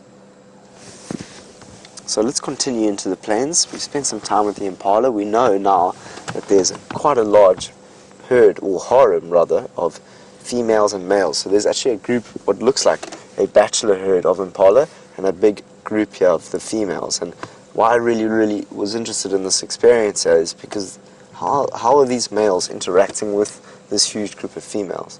There's normally just one male to a huge group of females. So let's continue and see what we might be able to find on the plains this afternoon. I haven't been on the plains for quite some time. But just before we go, we've got 3 males that are here that are coming towards this big group of females. I think this is worth just watching, just the way in which they go about things. Here's this one's running around. Sometimes it's just worth sitting around a bit to see how the behavior of these impala work, because it's only for this time of the year that things are so tense between them. Okay. Doesn't look like there's much going on with them at the moment, but let's continue on to the plains and see.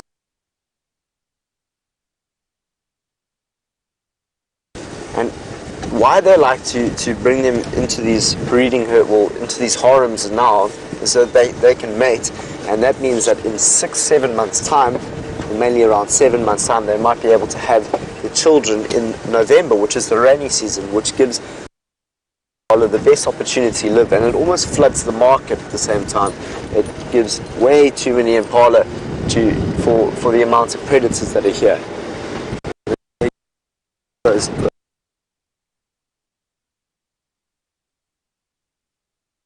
Myself and John, we're still on this adventure going through the bush. We've seen a huge group of elephants and now a big group of impala, and we'll see what we might be able to find. We know that there are some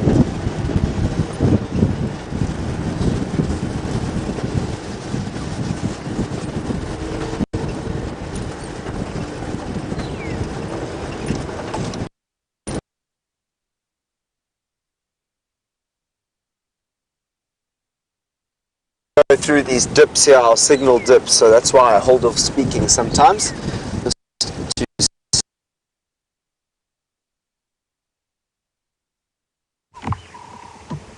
I definitely did hear an alarm call. I'm sorry about that. There's slight problems with Sam's signal. But I have good news for all of you. The hyena den is still active, exactly where they were before, which is wonderful news for all of us. But first of all, we appear to have every nyala in the Kruger National Park having gathered here. There are so many of them, and a wonderful collection of large bulls, and have decided to keep us entertained by sparring, and I think that's where my alarm call came from. And that, combined with the impala rutting, I think is what confused me around here. And I have heard kudu and nyala bark occasionally, not as an alarm call, but when fighting gets a little bit too much, and the one barks to intimidate the other. Very rare, but I have seen it happen. Yes, you thrash those horns. Stab the ground. Makes you look very manly.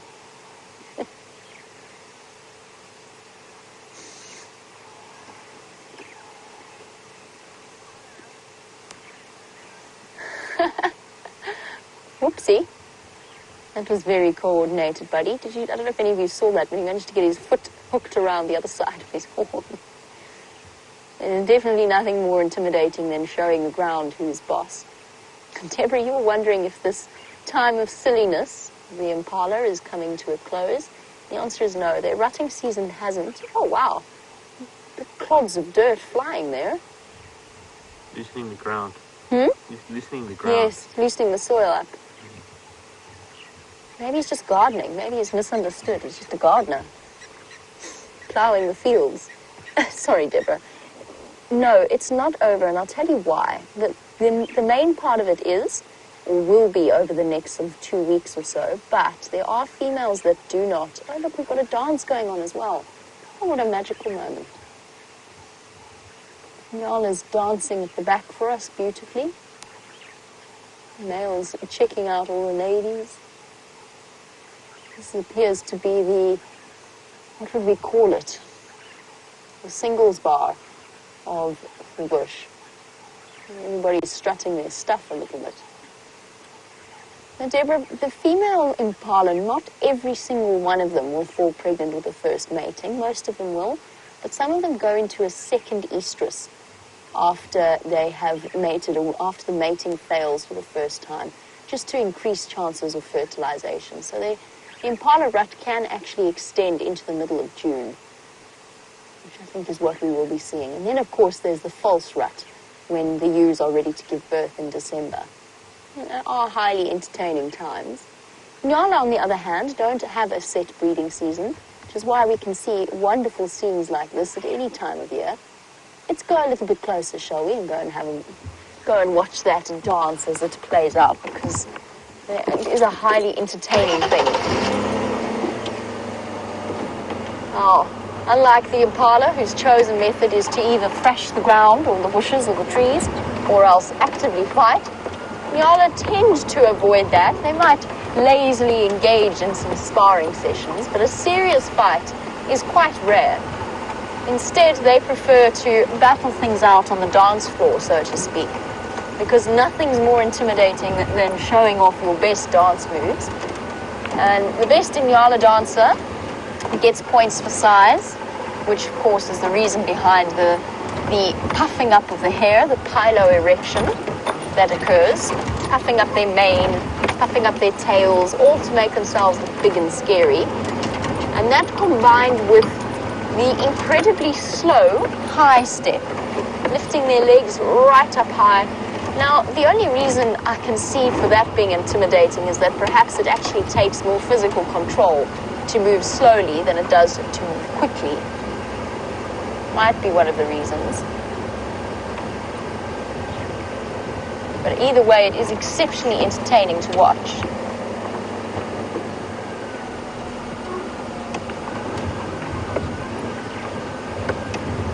Now, up until we started with this incredible, hey, look, it's our buddy.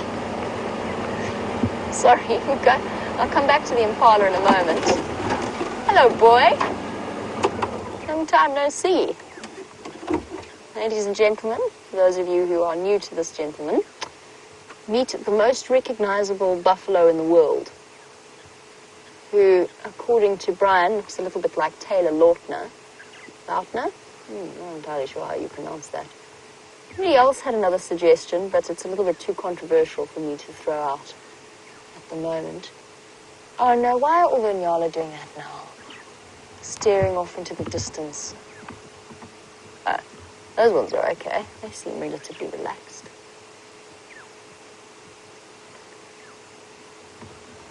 There's a leopard hanging around here somewhere. Everything's just not playing out together though. But yes, that's the most recognizable buffalo with the squarest boss I have ever seen. He's always slightly more skittish than the others. Sorry to disturb you from your nap, gentlemen. I won't linger, I promise. Quite small, quite stocky, and gives the impression that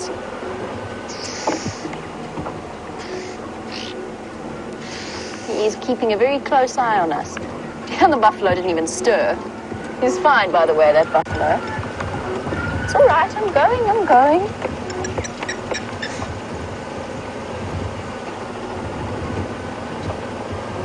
Okay, let's go join the nyala party. See if they're going to continue. Oh, we've got a three-way dance-off now.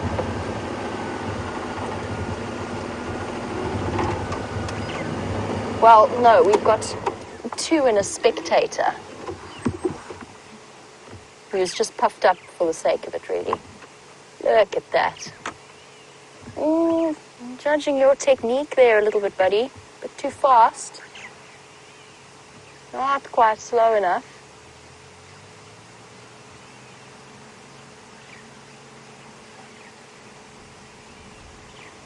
I'm just watching the 3 females that are off to the right. They keep looking up, gazing to exactly where I heard those alarm calls coming from. There's just nothing though. There's no tracks. No, they seem to relax. Oh, sorry, my mistake. 2 females and a male. Just a young male that hasn't acquired his adult colouring.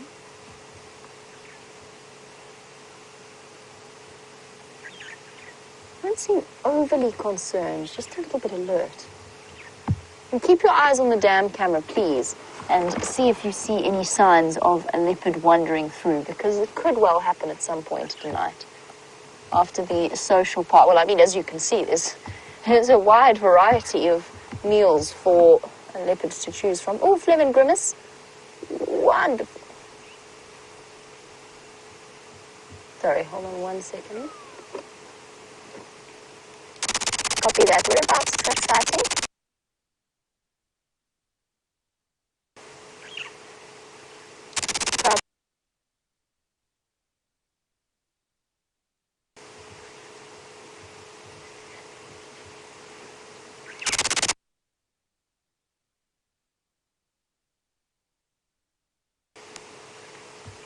Who has just been found on Torchwood, for those of you who follow our lovely leopards of the area very closely. Yep, now he is involved in bush thrashing. Now, earlier, before I got distracted by the Game Drive channel, I mentioned that he was phlegm and grimacing, that sort of snarling type face that all mammals, or most mammals, are capable of pulling. It essentially is a way of tasting the smells that they're experiencing. There's some young blood testing out their strength. Ooh. And as the dancing group of male nyala slowly wanders off, very slowly in some cases, let's head back across to Sam, who's looking at the moon, and I'm going to go and find our hyena.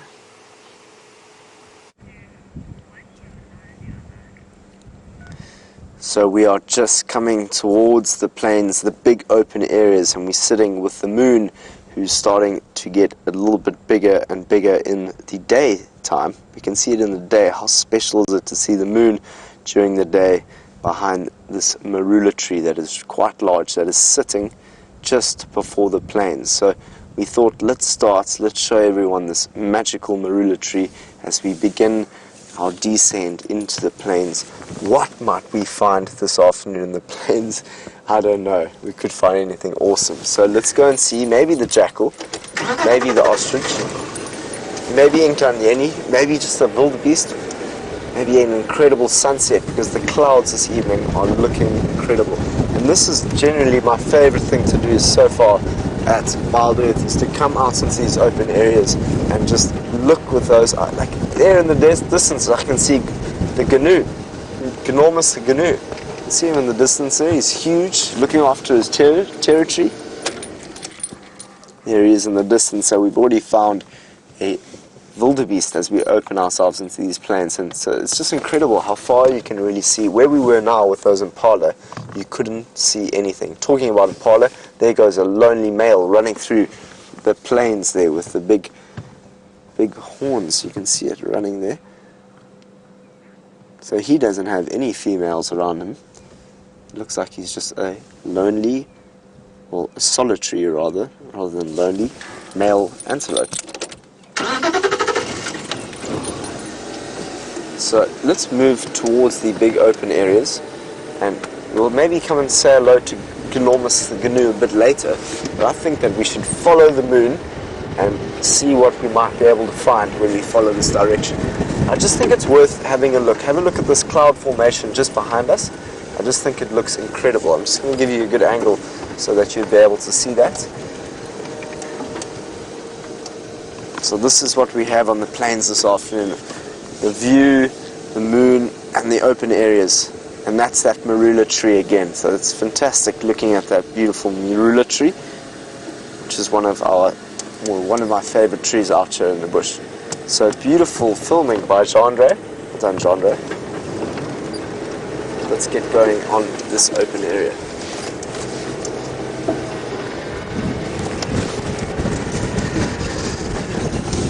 Let's see, so often we must have a look just by the thickets. You'll sometimes maybe find cheetah that are sitting by the thickets there in the shade, and sometimes they'll even be standing on old logs that might be looking out into the distance to see what they might be able to find. There goes a hornbill, so there's a nice looking hornbill that is flying here. Let's see if we can get a view of it. It's just landed in the road in front of us. There's two of them. It looks like two red-billed hornbills. I'm going to stop so that Genre can focus. There's just one on the road that you'll be able to see. And it looks like the red-billed, looking from this distance. So I know that the kids from the school earlier wanted to see a hornbill. So just in case you guys are all still watching from Glenwood, that is the red-billed hornbill.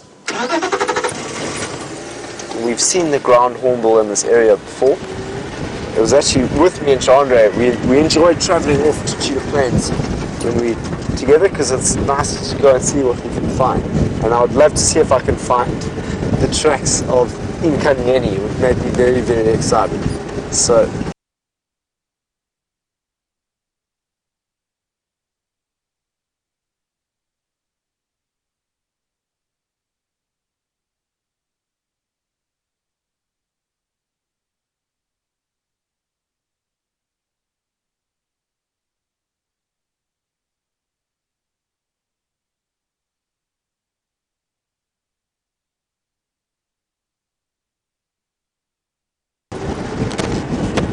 we've been through the first open plains. The first open areas we've just come through, and now we're moving towards the second open areas. So let's continue in this direction. I think Jamie was here earlier, so she saw female leopard tracks a bit earlier, which very well might have been in Kanyeni's tracks. So let's potentially go and see if we can find and locate on those tracks. For the time being, let's go and see how Jamie's doing wherever she is. We're going to go off into these plains. We'll see you just now. Now, we have a look and see, or they have a look and see if they can sort out the slight problems with the audio. You've arrived at a good moment because we're just about to turn onto Aubrey's Road. I have to confess, I did have a suspicion that the hyenas might still be kicking about somewhere there. They do that, don't they? They sort of mysteriously appear and disappear. Oh, it's baboon. Sorry, baboon tracks that I was looking at. I think Brent actually touched on that this morning, so I'm not going to linger for too long, but I will show you them. It's just because it's a track that we don't often see. The light's not fantastic for it.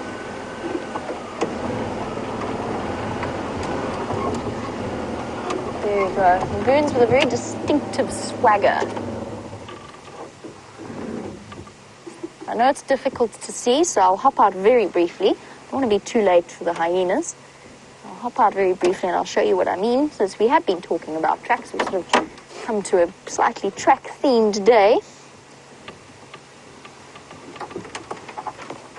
Oh. The front foot falls here. Almost, you can see it's almost like a little hand. Toe, toe, toe, toe, toe. Hand. Like a little mini human hand. And then their back foot falls on the inside. So they kind of swagger with their legs going. Usually, actually, on the back leg falls on the outside. But this was obviously a weird step. It's different here. But that's the right back foot. Much longer, more elongated than the front one. As I said, I don't want to linger too long, just because we're going to miss the light opportunities for the hyena. And I know it's been a while since you all had an opportunity to spend time with them, so let's go there. Were you slowly rolling backwards there, Vian? Mm-hmm. You were. Were you getting ready to jump and grab the handbrake? I've had worse. Him says he's had worse. Fair enough. Now, apparently, unfortunately, there's still the issue with the Game Drive channel causing interference with whenever I chat on it when we are broadcasting.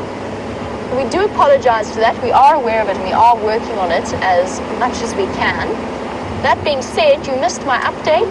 Tundi, Karula's daughter, is the one who was found, is the leopard that was found on Torchwood this afternoon. Now, Torchwood being outside of our Traverse area, just to the east of our boundary, but that's very typical territory for Tundi. That's her, that and a little bit into Chitwa. And the only reason we've generally encountered her has been when she's been mating with Tingana and he's brought her with him into her mother's territory. Now, for those of you who are, I know you are concerned, and I've received a few messages about Shadow and her cubs. Very sad situation. We don't know with 100% certainty. She's only been seen in the last few sightings with just one cub. Now that most likely means that the other cub has fallen victim, possibly to another male leopard, probably to another male leopard if we go statistically, or to hyena or lion or whatever particular misfortune happened to strike it. It's unusual for a leopard to move with one cub and not the other. Now, chances are, very sadly, that Shadow has lost one of her cubs, but we won't know for certain until sort of maybe in the next week or so if she keeps being seen with just the one little one. I know it is very sad for everyone, it is terribly distressing, but she will be fine, and the one cub is still happy, healthy, and was very briefly seen last night before they realized that the cub was actually there and left the sighting.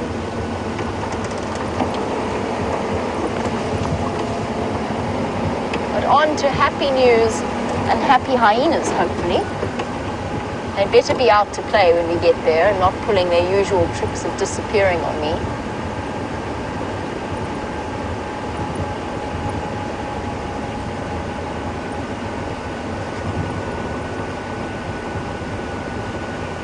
Oh, and Lynn, sorry, I got completely distracted from your question that you asked earlier. Just as we approach the hyena den, you wanted to know what percentage of their body mass an male impala will lose during the rut. Since, as you pointed out, they are starting to look a little bit skinny, a bit sort of worse for the wear after the exertions of the last month. I wouldn't be able to give you an exact percentage.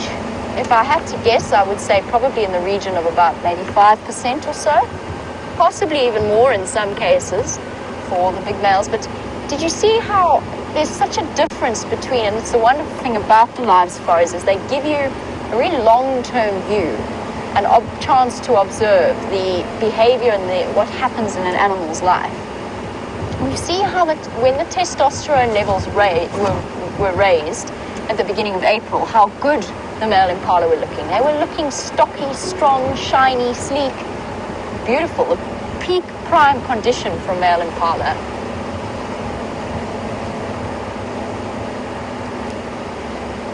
Right, it seems as though Sam is back up and running. So while I make my way to the hyena den, let's head across to him.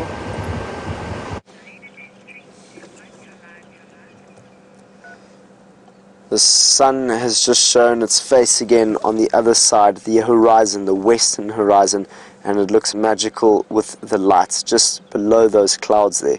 So I thought it would once again be worthwhile having a look at those clouds and the sunset before the sun dips behind this beautiful day in the bush again. Look at that, isn't that incredible? If you want to screenshot another African wilderness evening, please do so, because we're about to head off now towards the nocturnal part of the evening where we might be able to find some animals such as the bush baby or something incredible. But we are about to come onto the plains again. So we've been on the first open areas where we saw enormous Saganu and those impala running across the plains. Now we're coming into the bigger open areas. This is, as I said, one of my favorite things to do, especially with this beautiful evening light that's now coming across the plains. and it just makes tracking a little bit easier when you've got that side light. So if there are any tracks of any lions or leopards, we'll be able to find them.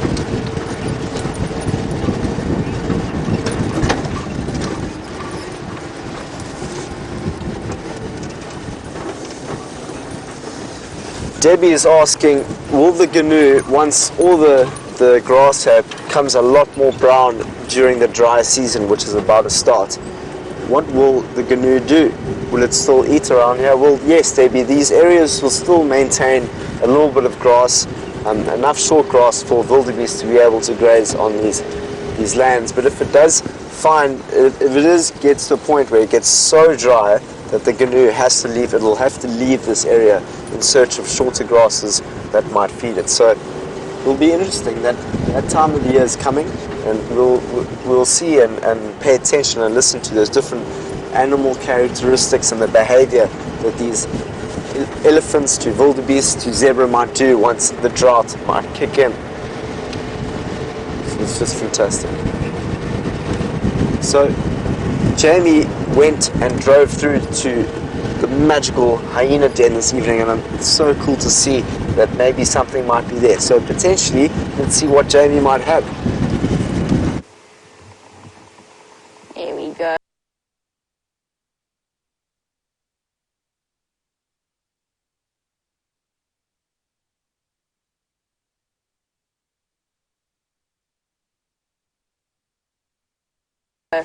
We are very much in luck, and the hyena have shown themselves once again at the Aubrey's Road Hyena Den.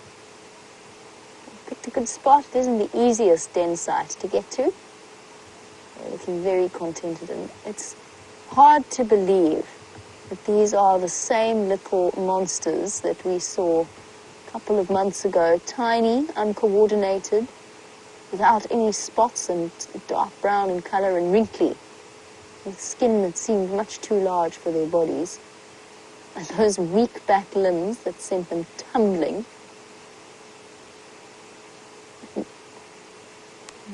Downwards. Oh! You're going to get into trouble, little one. You're obviously being a bit irritating. Extraordinary to think that they are the same cubs. Absolutely grown so much. There's grooming happening here to Madam, the matriarch. Surely that cannot be her two cubs. Really? Yeah, I guess makes sense. They're probably close to 5 months old now. They have grown. So, those of you who are meeting her for the first time, this is Madam. Madam is called Madam because she is the matriarch of this clan. In other words, the head honcho, the queen of the hyena clan of Djuma. One of the biggest female hyena I have ever seen. Oh, big stretch. Just in sheer bulk. And that is one of her cubs, now doing the begging, what is known in scientific circles as squealing. Squealing begging sound. Stop now. Oh, it's bath time. I'm really glad that we get to see these guys. I'm sure you are all feeling thrilled as well. But Sam's got an unusual bird on Cheetah Plains. We have just come across some ostriches out here in the bush, and it's the very, very first time I've ever seen ostriches out here on Cheetah Plains. There's 4 of them. Looks like 1 female and 3 males in the distance there. Let's move to a position where the aerial is in the way there. But that was so exciting. I got such a good fright when I came and saw these, or a good surprise rather, to see these ostriches. So I don't know much about ostriches. It's actually 1 male and 3 females. The 1 male is the darker looking one, the much darker looking one, from what I understand. I've only ever read about the ostriches in the book, and here this is the first time I'm encountering them. So 1 male just over there and 3 females. So they're walking slowly. They feel a little bit shy of us at the moment. This is incredible. It's so cool to see ostriches. I just could never imagine them out here in the plains. We get them in Cape Town where I live, out in those open areas there, but I just never ever, not during my training at Londolozi, I think I saw one in 7 months, very, very quickly, and now we're sitting with 4, which is, I'm just imagining seeing a cheetah, so hopefully, I know that cheetahs will kill ostrich, and what would be so exciting is if we actually find a cheetah this afternoon on the plains. So while we view these ostriches, let's see if there isn't any predators that might be lurking around here. It's very, very interesting, fascinating, big birds, aren't they? So they don't fly, ostriches don't fly. Let's try and see if we can get a little bit closer.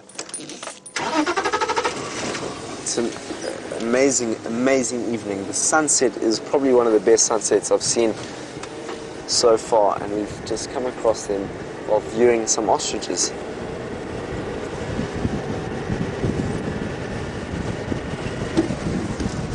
So let's actually start with these ostriches here, and I'll have a look around to see if I can find anything. There goes the last part of that sun. So let's view these ostriches as much as we can before it starts getting dark. So interesting, let's have a look. I'm going to get the ostrich out of my bird book. Start naming a few things that we don't know about ostriches. That's a new bird for my bird list. I don't know if it's a new bird for your bird list, but it's a new one for mine. So that's very exciting. All I need to see now on the plains is a jackal.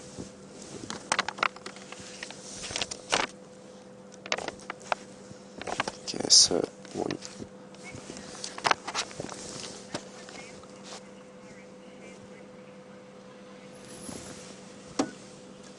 Tony would like to know if there's. Let's just hold on. I've just got a vehicle that would like to drive past us. Yeah, please go for it.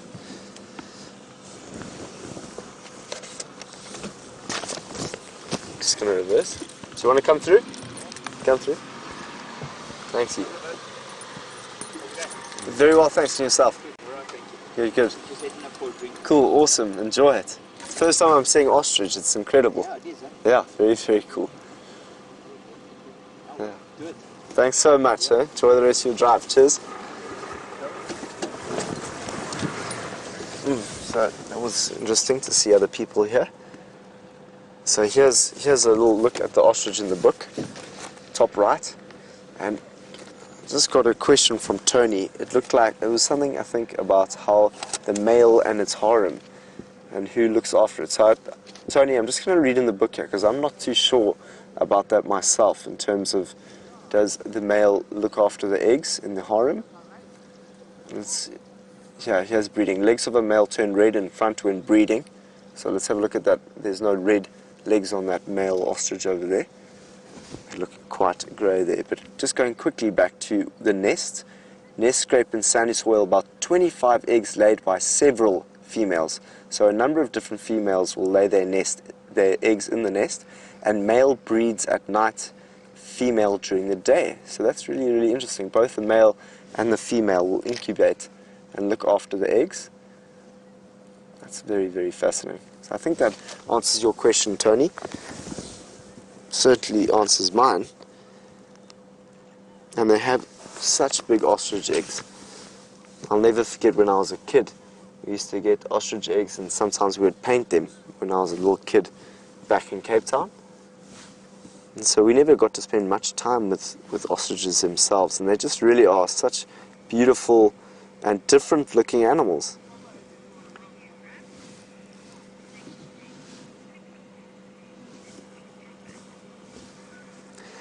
Let's go and see how Jamie is doing at the den. We're going to sit with these ostriches for a bit longer and see what they get up to. Just a quick update. Madam's male cub is very much investigating what looks like it might be an injury combined with some other very interesting smelling stuff around her shoulders, licking away. We did have a hyena come in that looked like Pretty, who is a brief interaction with the matriarch, and this little guy showing incredibly submissive behavior, which immediately makes me think it's the male, even if I didn't get the best look at his genitalia. It's a tricky thing, telling the difference between a male and a female. Madam looking particularly relaxed. Either way, no, that is an injury. This is interesting because when Pretty came in, she was also covered in battle scars. And I wonder whether this clan hasn't had a clash with another clan. It's distinctly possible. It does happen. And they can be quite vicious when they do occur. Oh, there we go. Dinner time. I can't believe this is the same set of cubs. I mean, I only saw them about 10 days ago. They're looking enormous. Of course, the added benefit of the females having high testosterone levels is, of course, that the milk nutrition levels are one of the highest of any mammals. Back over to Sam and his ostriches while our little cub has his dinner. Yeah. So here we are, still with the wonderful looking ostriches. And when we first came across them, they were just sitting on the grass rather, and I could just see their four heads or four long necks in the air with that little beak. And I was like, what? In the distance, what is that? It looks like, I didn't think it was an ostrich.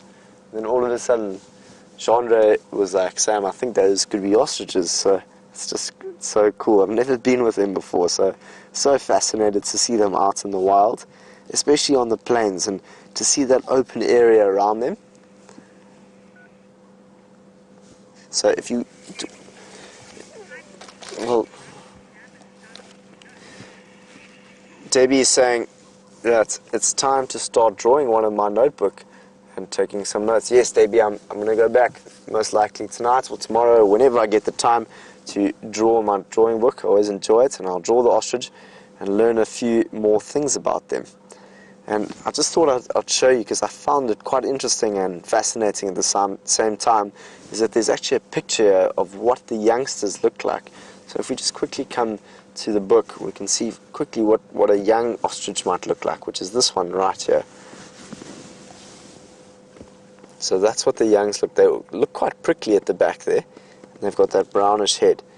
And the picture next to it is, so you'll see that the males are darker and the females are browner. So much like the ones that we can see out on the plains now.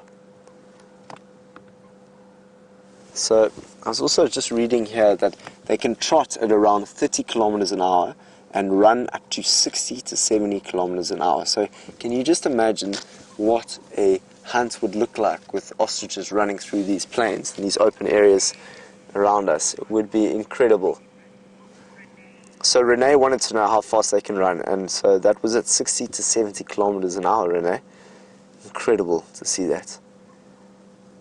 And I'm also reading here, those feathers have been used, so those big long feathers of the ostrich have been used by man since ancient times for decorative and religious purposes. So that's really interesting. You would have found in the old days how they would have brought these ostrich feathers into their homes, which is very, very interesting. And so the other places that you can find wild ostriches is in the Kalahari area of South Africa and this area, the Greater Kruger National Park. So fascinating afternoon spent here with these very, very large birds. So they must be our largest bird here. They cannot fly. And we're just going to sit patiently while we're here, just to see if there could be anything stalking those ostriches in the plains. One never knows. As this light begins to dimmer and turn a little bit darker, that might just bring some of the nocturnal predators out of those thickets around us, and we might just see a chase. I think the most interesting one would actually be between the cheetah and the ostrich. So, and this is the area known where those coalition are, where the two male coalition is. But just while it's happening, I also want to take you into the experience of the sunset. It's changed dramatically. So I'm going to turn into a position that you can not only see the ostriches better, but look at this amazing sunset. Truly love the plains. Not only are they different animals, but they are fantastic sunsets. So let's just quickly look at that sunset before we get into position. Look at that, isn't that magical? All that red, just on the bottom of those clouds there. Yo, that's incredible. Beautiful, beautiful evening here on the plains. Those ostriches are still here, they're still with us. And I just got a question from someone, and I can't remember who it was from, but it was asking, what do ostriches like to eat? So that's a good question. Virginia was asking that question. So it prefers open terrain with short grass. So much like the wildebeest who likes short grass, so do these ostriches here. So as we look at the ostriches, you probably might not be able to see it, but as genre gets nice and close there, you might be able to see those wildebeest that are grazing in the distance there. So we can see that quite clearly, and that just gives us, that's really, really interesting, because that just shows us the ecological niche of both the ostrich and the wildebeest, how they like the big open areas as well as the shorter grasses. And we can now actually see the ostriches getting lower to the ground there and picking off or eating some of the, or grazing on the grasses there, which is very, very interesting. I wonder if they actually eat anything other than grass. I'm just reading here if they do. Yeah, so it just says it likes to eat the small grass here. So they also have a elaborate dancing courtship display by the male, which would be fantastic. Look how beautiful that male there looks, that really dark, rich dark color there. And when they are courting the females, apparently they are known to do quite a beautiful courting dance display, which I'd love to watch one day.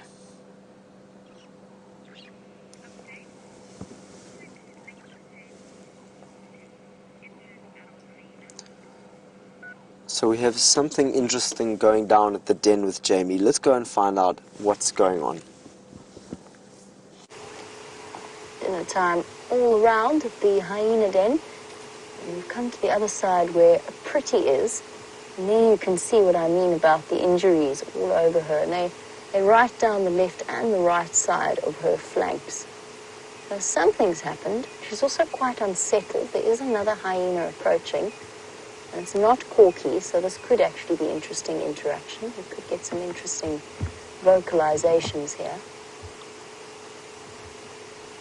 Oh. Or not. Hello. You going to come and say hello? Not really.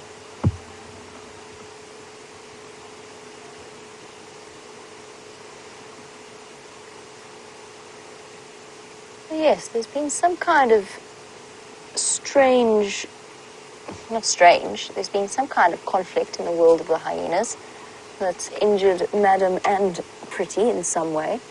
Whether or not it's between clan members or if it has to do with a neighboring clan is left to our imagination. We'll never really know exactly what happened. But as the two highest ranking, or some of the highest ranking females in this group, watch his body language. I'm fairly certain this is a clan male. And the cubs honing in to go and exert their dominance. Quick greeting ceremony. There you go, the gentle sniffing. That typifies the hyena greeting ritual. And the cubs showing that slightly dominant body language, not overly so, just the stance that they're taking. And of course, 2 is automatically trouble because they immediately become braver when there's a sibling involved, just like children. And as there's company, acts as encouragement. This looks like the December twins, I think. I'm now so confused that I honestly am not entirely sure. But I think there's the white toe on one of the December twins. I think I'm right. Amazing to see just how much they have grown.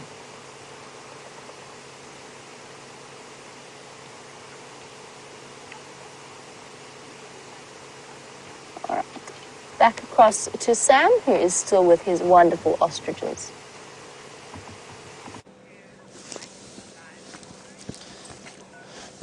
So the ostriches have been really good for us this afternoon. They've been staying with us because they're actually on nyala at the moment.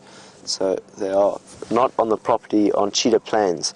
So it's great to see that they still want to be around. Well, they are doing what they do and not running away from us, which is so nice to see, because I've never really encountered ostriches like this in the bush, and it's magical to see this, especially with a great, well, it looks like a great herd of wildebeest in the distance of this shot. It's a magical shot, this, of the open areas and the ostrich and the wildebeest.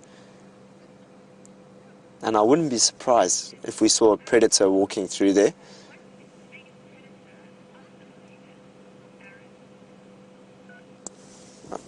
The question I just got from Aaron, I think, was what would be the biggest predator on the ostriches? If I got that right, I think it would probably be, I don't specifically know, just because I haven't spent time with an ostrich before and seen what they're like around predators, but I would think that the cheetah likes to prey on the ostrich the most.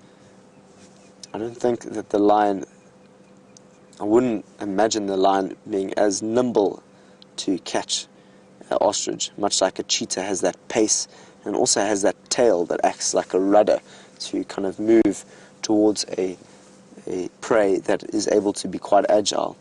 So I can imagine an ostrich can run very quick, but also can be agile while it's running, much like antelope are quite agile when they run, jumping from place to place. So I would presume that the cheetah is quite a big predator for them. And the other day when we were on Cheetah Plains, I think I was with Dave, and we looked into the distance and a lion came through that thicket there.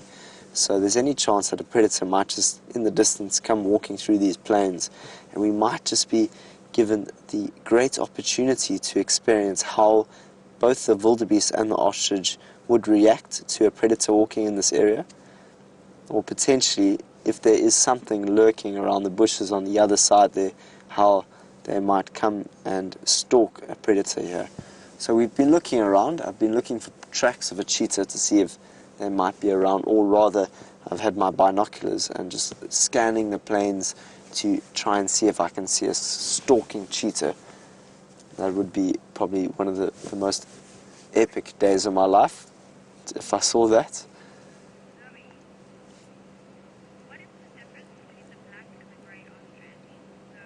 Zoe would like to know, what is the difference between the black and the grey ostrich? Zoe, so it's actually a sexual dimorphism between the male and the female ostrich. The male one is the dark, more vibrant, almost the more stronger, richer color there, the black. And I think the reason why the ostrich actually is a lot darker than the female is because the male courts the female. So he does like courting displays where he'll probably fan his wings out and try and collect his group of females. And so the female is a little bit brown, a little bit darker than that of the male. So it's fascinating how different birds do different things. I think I can see zebra now in the distance there. So zebra have joined the party out here on the plains this evening. From ostriches, you can just see their heads poking out, to the great, almost looks like a little bit of a migration there of wildebeest walking across the plains and grazing on the short grass. And in the distance there are the zebra that will be eating the much thicker grass, the bulkier grass that then the wildebeest will follow and eat the shorter grass, as well as the ostrich, from what I've just learnt in the book whilst studying them. So what a fascinating afternoon we've had.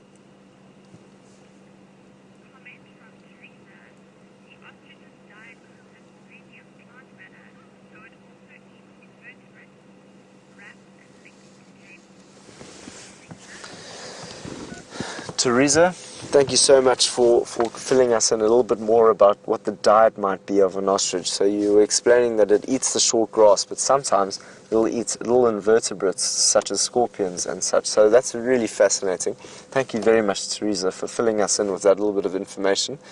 For the time being, the sun's dipping over the horizon. It's going to be a lot more difficult for us to use this camera and scan that horizon. But what we're going to do is we're going to drive around here and see if we can find any tracks of something that might be lurking in that direction. For now, let's go and see how Jamie's doing. And you find us in the same position that you left us in, only with two hyena cubs alternating between climbing under the car and attempting to chew on my wheels. I was first alerted to their presence by the gentle scraping of little teeth along the bull bar. Nothing like a little investigatory chew to see what's going on.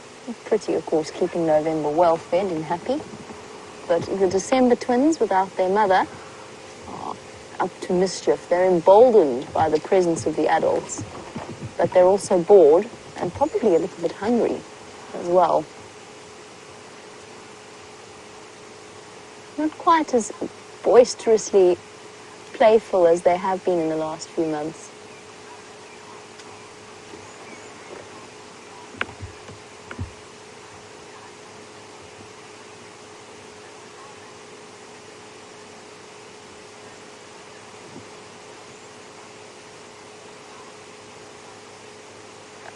Darlene is sharing a little bit of information that comes from an article that she read, and it goes to the future of these cubs as well in the next few, in the rest of their life, essentially. Basically, Darlene read that a story about a 17-year-old matriarch hyena whose teeth were in relatively good, or basically perfect condition. And yes, absolutely, the reason behind that is because as the matriarch or as a high-ranking hyena, they will get the best access to the best parts of the meat. They don't have to spend as much time chewing on the bones. That being said, it doesn't always happen like that, does it, though?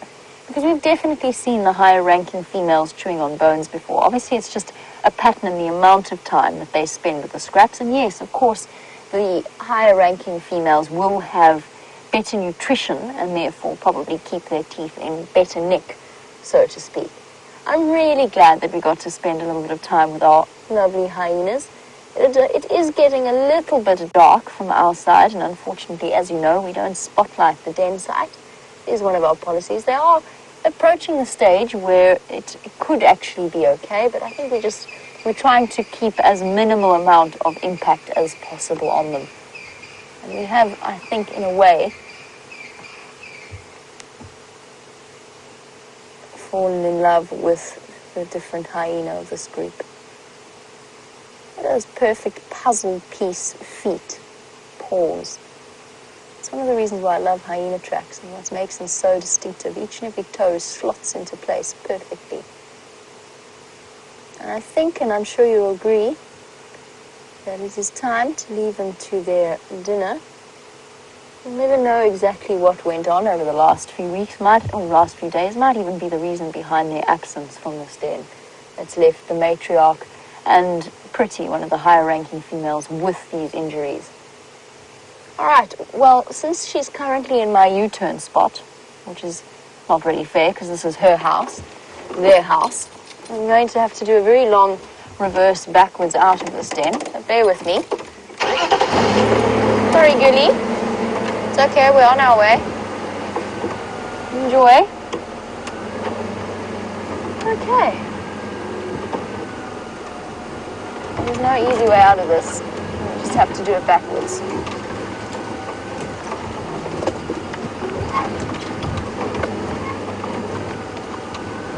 the one thing you learn how to do quite quickly and with a great amount of practice working as a safari guide. You do learn how to reverse very efficiently. Although poor old Liam, I reversed him into a dead tree once, coated him in bark and all kinds of things. Didn't realize it was there. Here we go. Goodbye, hyenas. Glad you're in the same spot. Well, perhaps even you could twist my arm and I might go and visit them tomorrow morning. Oh no, you can't actually. I'm off tomorrow morning. But if I were driving,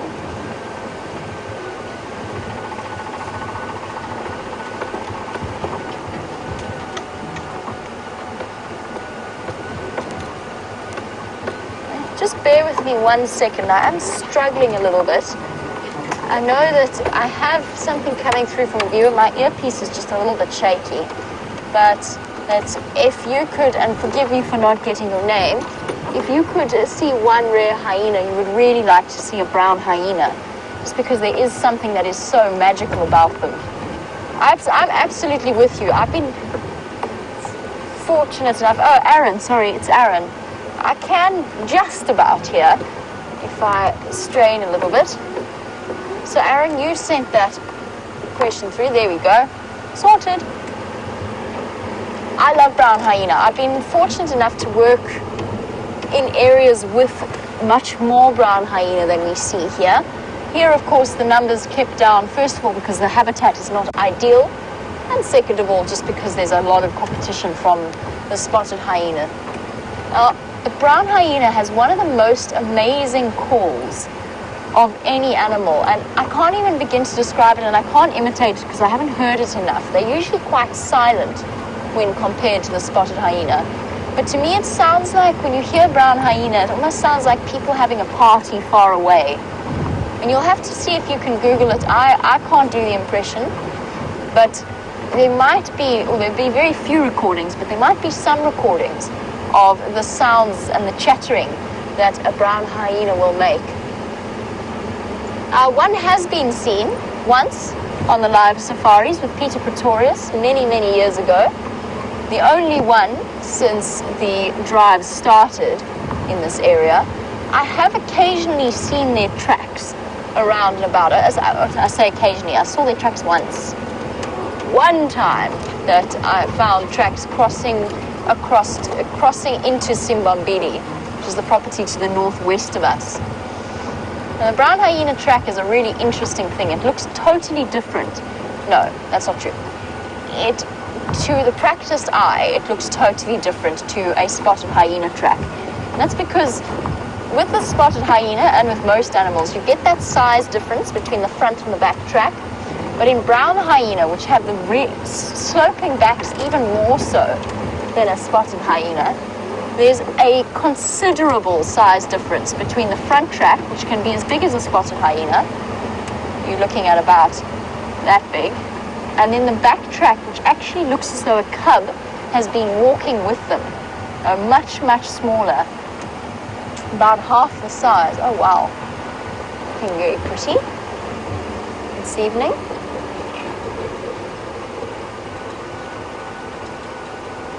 As we drive into the sunset and go and investigate the mysteries of Buffelshoek Dam, let's find out how things are going for Sam.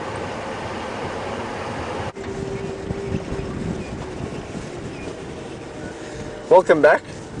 It's good to have you back with us on Cheetah Plans. I know that you've had a fantastic time with the hyenas with Jamie, learning about brown hyenas and the spotted hyena.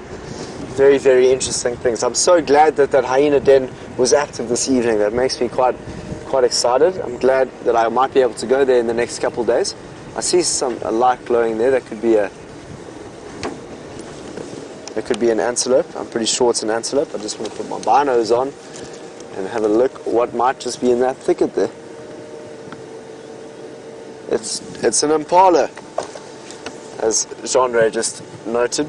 Let's see how far those cameras can go and see in there. So we had an awesome time on the plains. So let's have our last look on the plains with that moon about to shine. See if we can see anything before we head into the thickets here.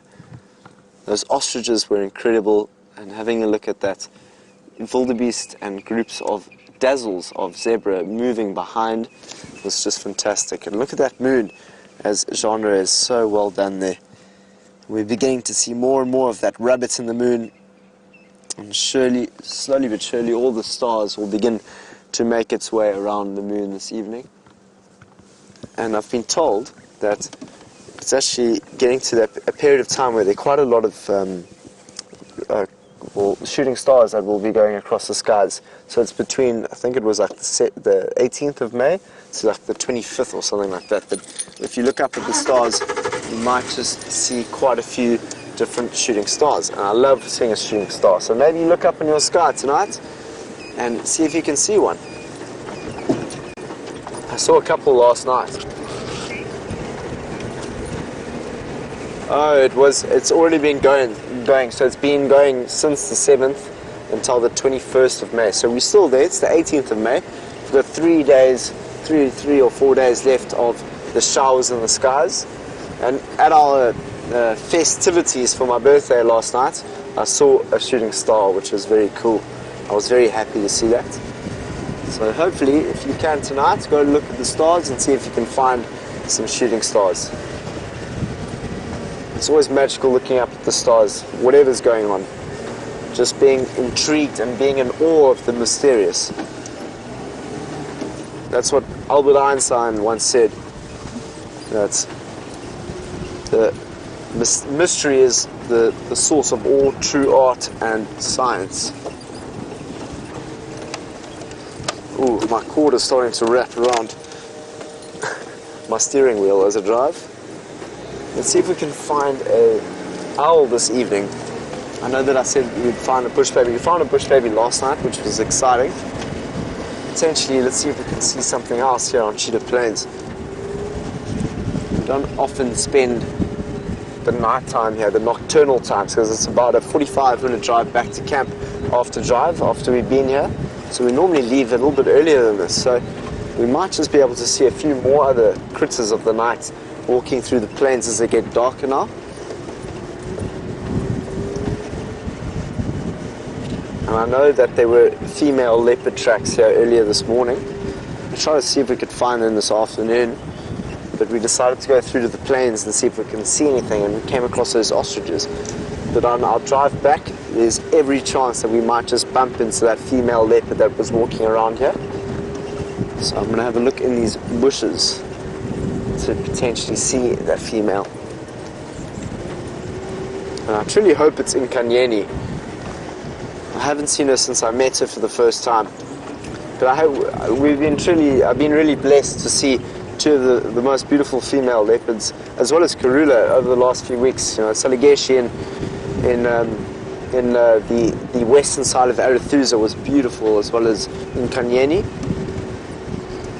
And I know in Kanyeni also has cubs, so that would be a great meeting one day. And I still haven't really properly seen Karula's cubs. I mean, I've seen them when I went on a walk with Karula the one day. I meant with Brent the one day. We bumped Karula and the cubs. Let's go left. That's what Mr. Ellie thinks. So let's see if we can spot, even hear the sound of a pill-spotted owlet. That might give us an indication to where that beautiful looking owl might be sitting this evening. So I'm still yet to see a black-backed jackal or a shy-striped jackal, but I've got loads of time here with Safari Live, so I have no rush to see those jackal. I just look forward to that feeling like I had now with the ostriches. I was truly excited when I saw that. There's something there. Could be just, I think it's a steenbok. Yeah, it's a steenbok. So you often find, I've seen quite a few steenbok since I've been here on the plains. The other day we actually sat with a steenbok that just stood in the same place. We called it statue steenbok because it just wouldn't move. But the fascinating thing about it was the steenbok was not looking at us, so it wasn't standing frozen because of us. It looked like it was standing frozen because of something else, maybe another predator. that had been walking in the area.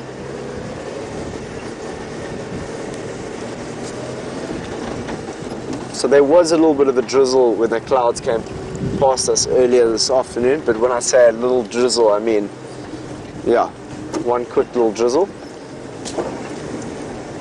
So it's going to get a little bit more drier and drier as the winter season gets closer. Let's see if we can find us a bush baby this evening.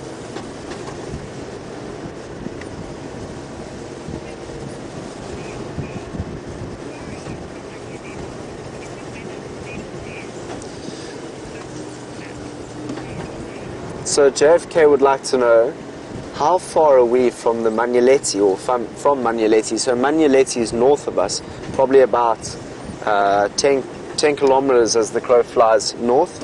And yeah, and are we experiencing the same sort of weather patterns? Most definitely. We are probably experiencing pretty much the exact same weather patterns as what Manyeleti is experiencing.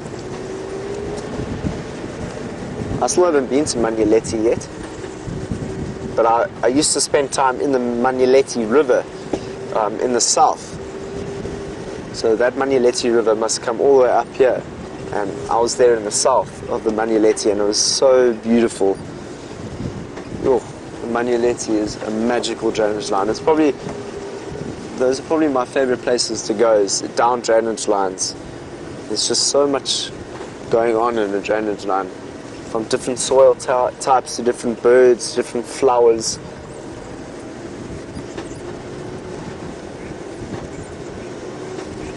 So while we slowly cruise through Cheetah Plains, let's go and find out how Jamie's doing. And hopefully when we come back, we might have something special for you to see.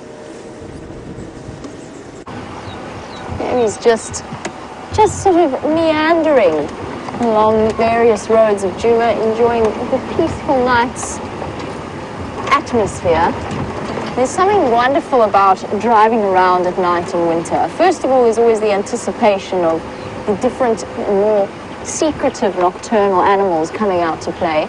There's a silence that descends, and mostly it's just because of the lack of insect life that we have during winter. And I'm not saying that I don't enjoy the summer chirping of crickets and various other things, but there's a wonderful peace to a winter's evening in the bush. Even though it is crisp and cold, and especially because actually it's crisp and cold, means that sounds like lions roaring and leopards sawing travel far further and are less muffled by the other background noise. I do enjoy a good winter's drive in the bush. And of course, coupled with the fact that nocturnal animals do come out a little bit earlier, so we do have that anticipation. One and only time I ever saw a pangolin was in midwinter, and actually it was in the afternoon. Oh, sorry, impala. I can see you there. I didn't mean to blind you.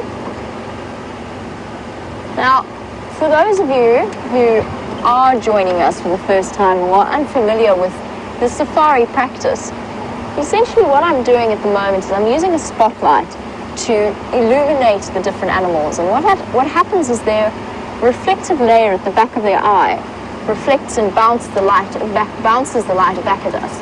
Now all animals except for the primates and the big pachyderms, their eyes will reflect, and you pick up on the eye shine very quickly. But we do have a policy, and it's across the board for all safaris, that you do not spotlight a diurnal animal, a daytime animal.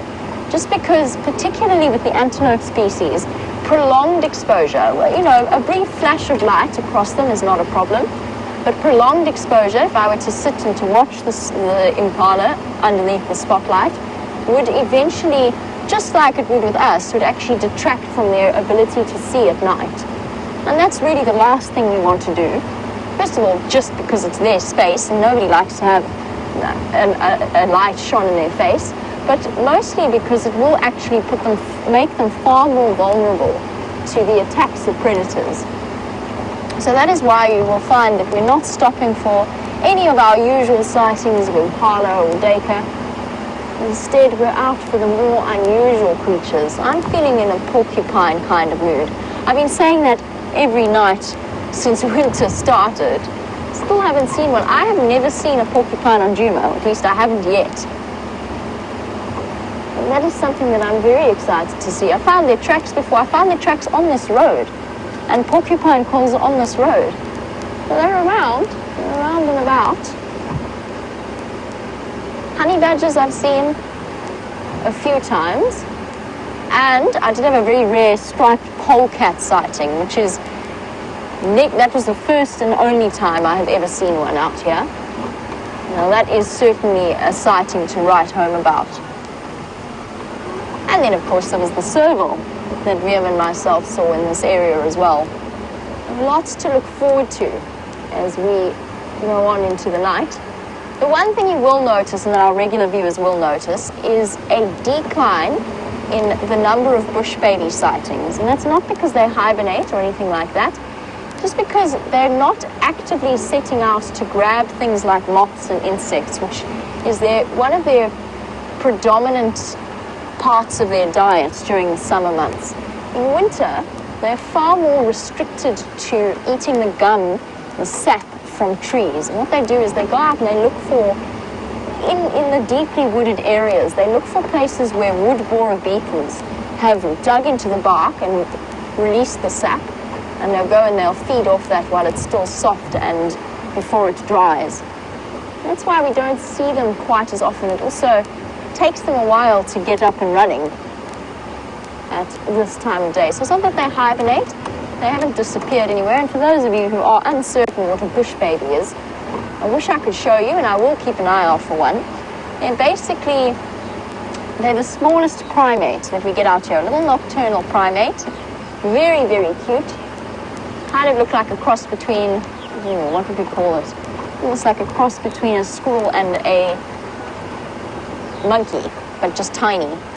And unfortunately, I still haven't managed to locate my missing mammal book, which has gone walkabout. It's gone rookies somewhere.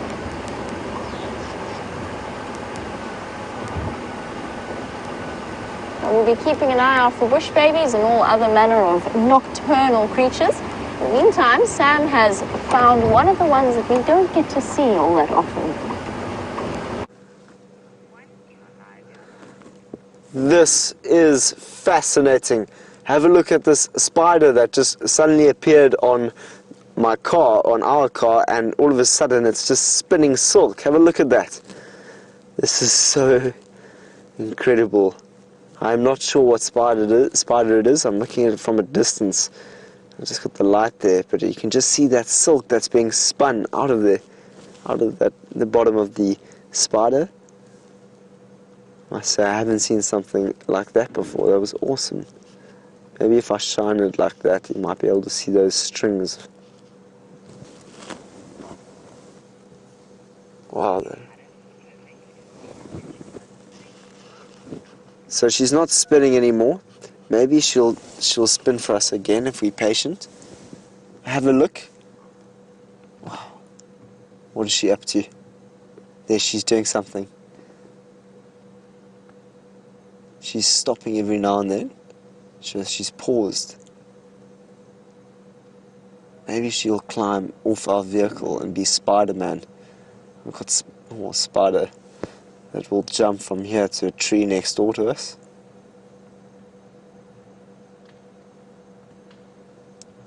But if you listen carefully, there's also the sound of elephants moving around us. While we sit with this spider, I can also hear I don't think you can hear it. Maybe you can. I can just hear branches breaking next to me. Wow, so the spider has just displayed some really, really interesting things. It's just sitting there on its web now. I think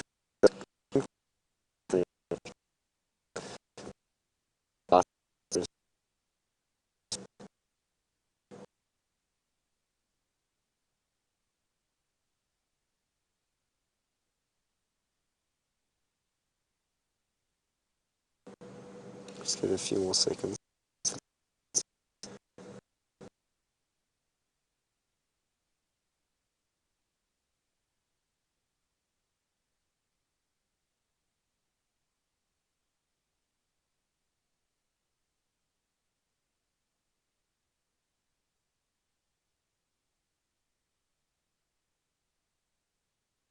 It's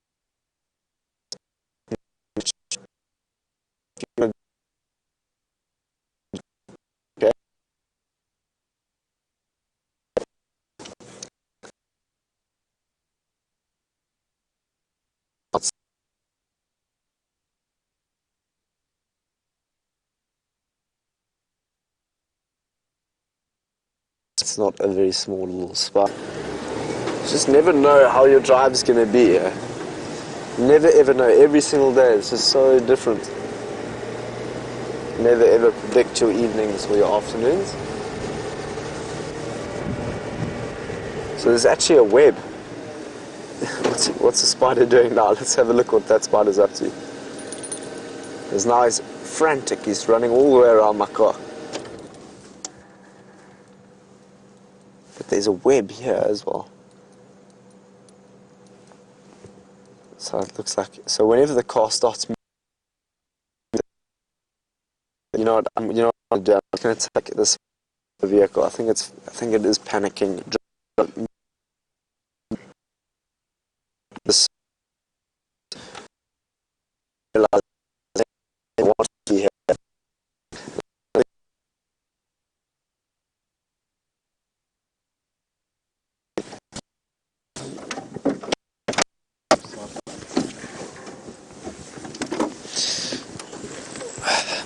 Can you still see him there, Genre? Let me put my side lights on so that I can see what might be happening.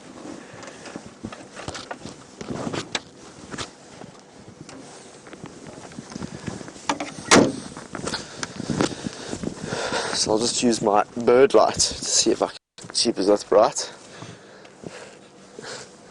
And it's very bright. There we go. No, don't go that way. You're going to stay on my vehicle if you go that way.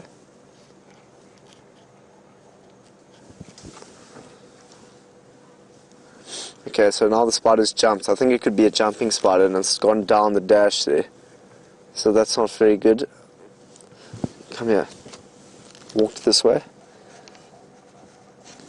Okay, what I'm going to have to do is I'm going to drive into a different position because I know there are elephants around here, so I want to be safe. Let's just make sure that we're safe and we'll get into a position where we can look after this spider because he's not jumping and he's hiding from me and I don't blame him. I'm quite a little bit bigger than him or her. It's rather a female. The females are bigger. Female spiders are much bigger. What an interesting evening.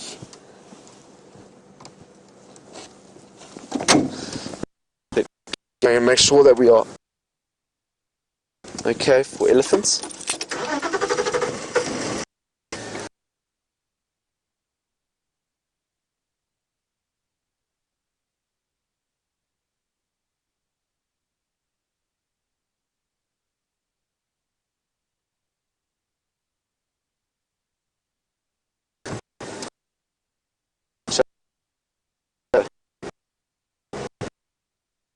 An area. I was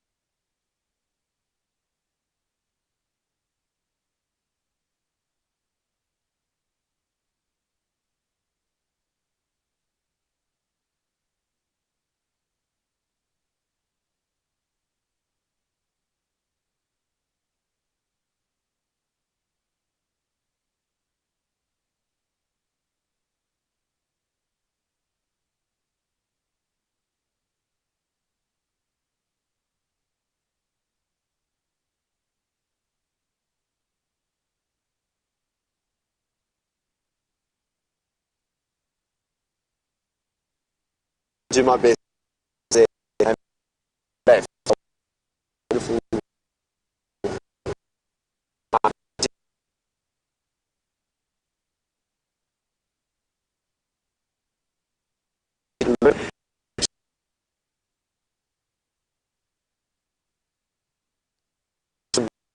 Prominence between the male and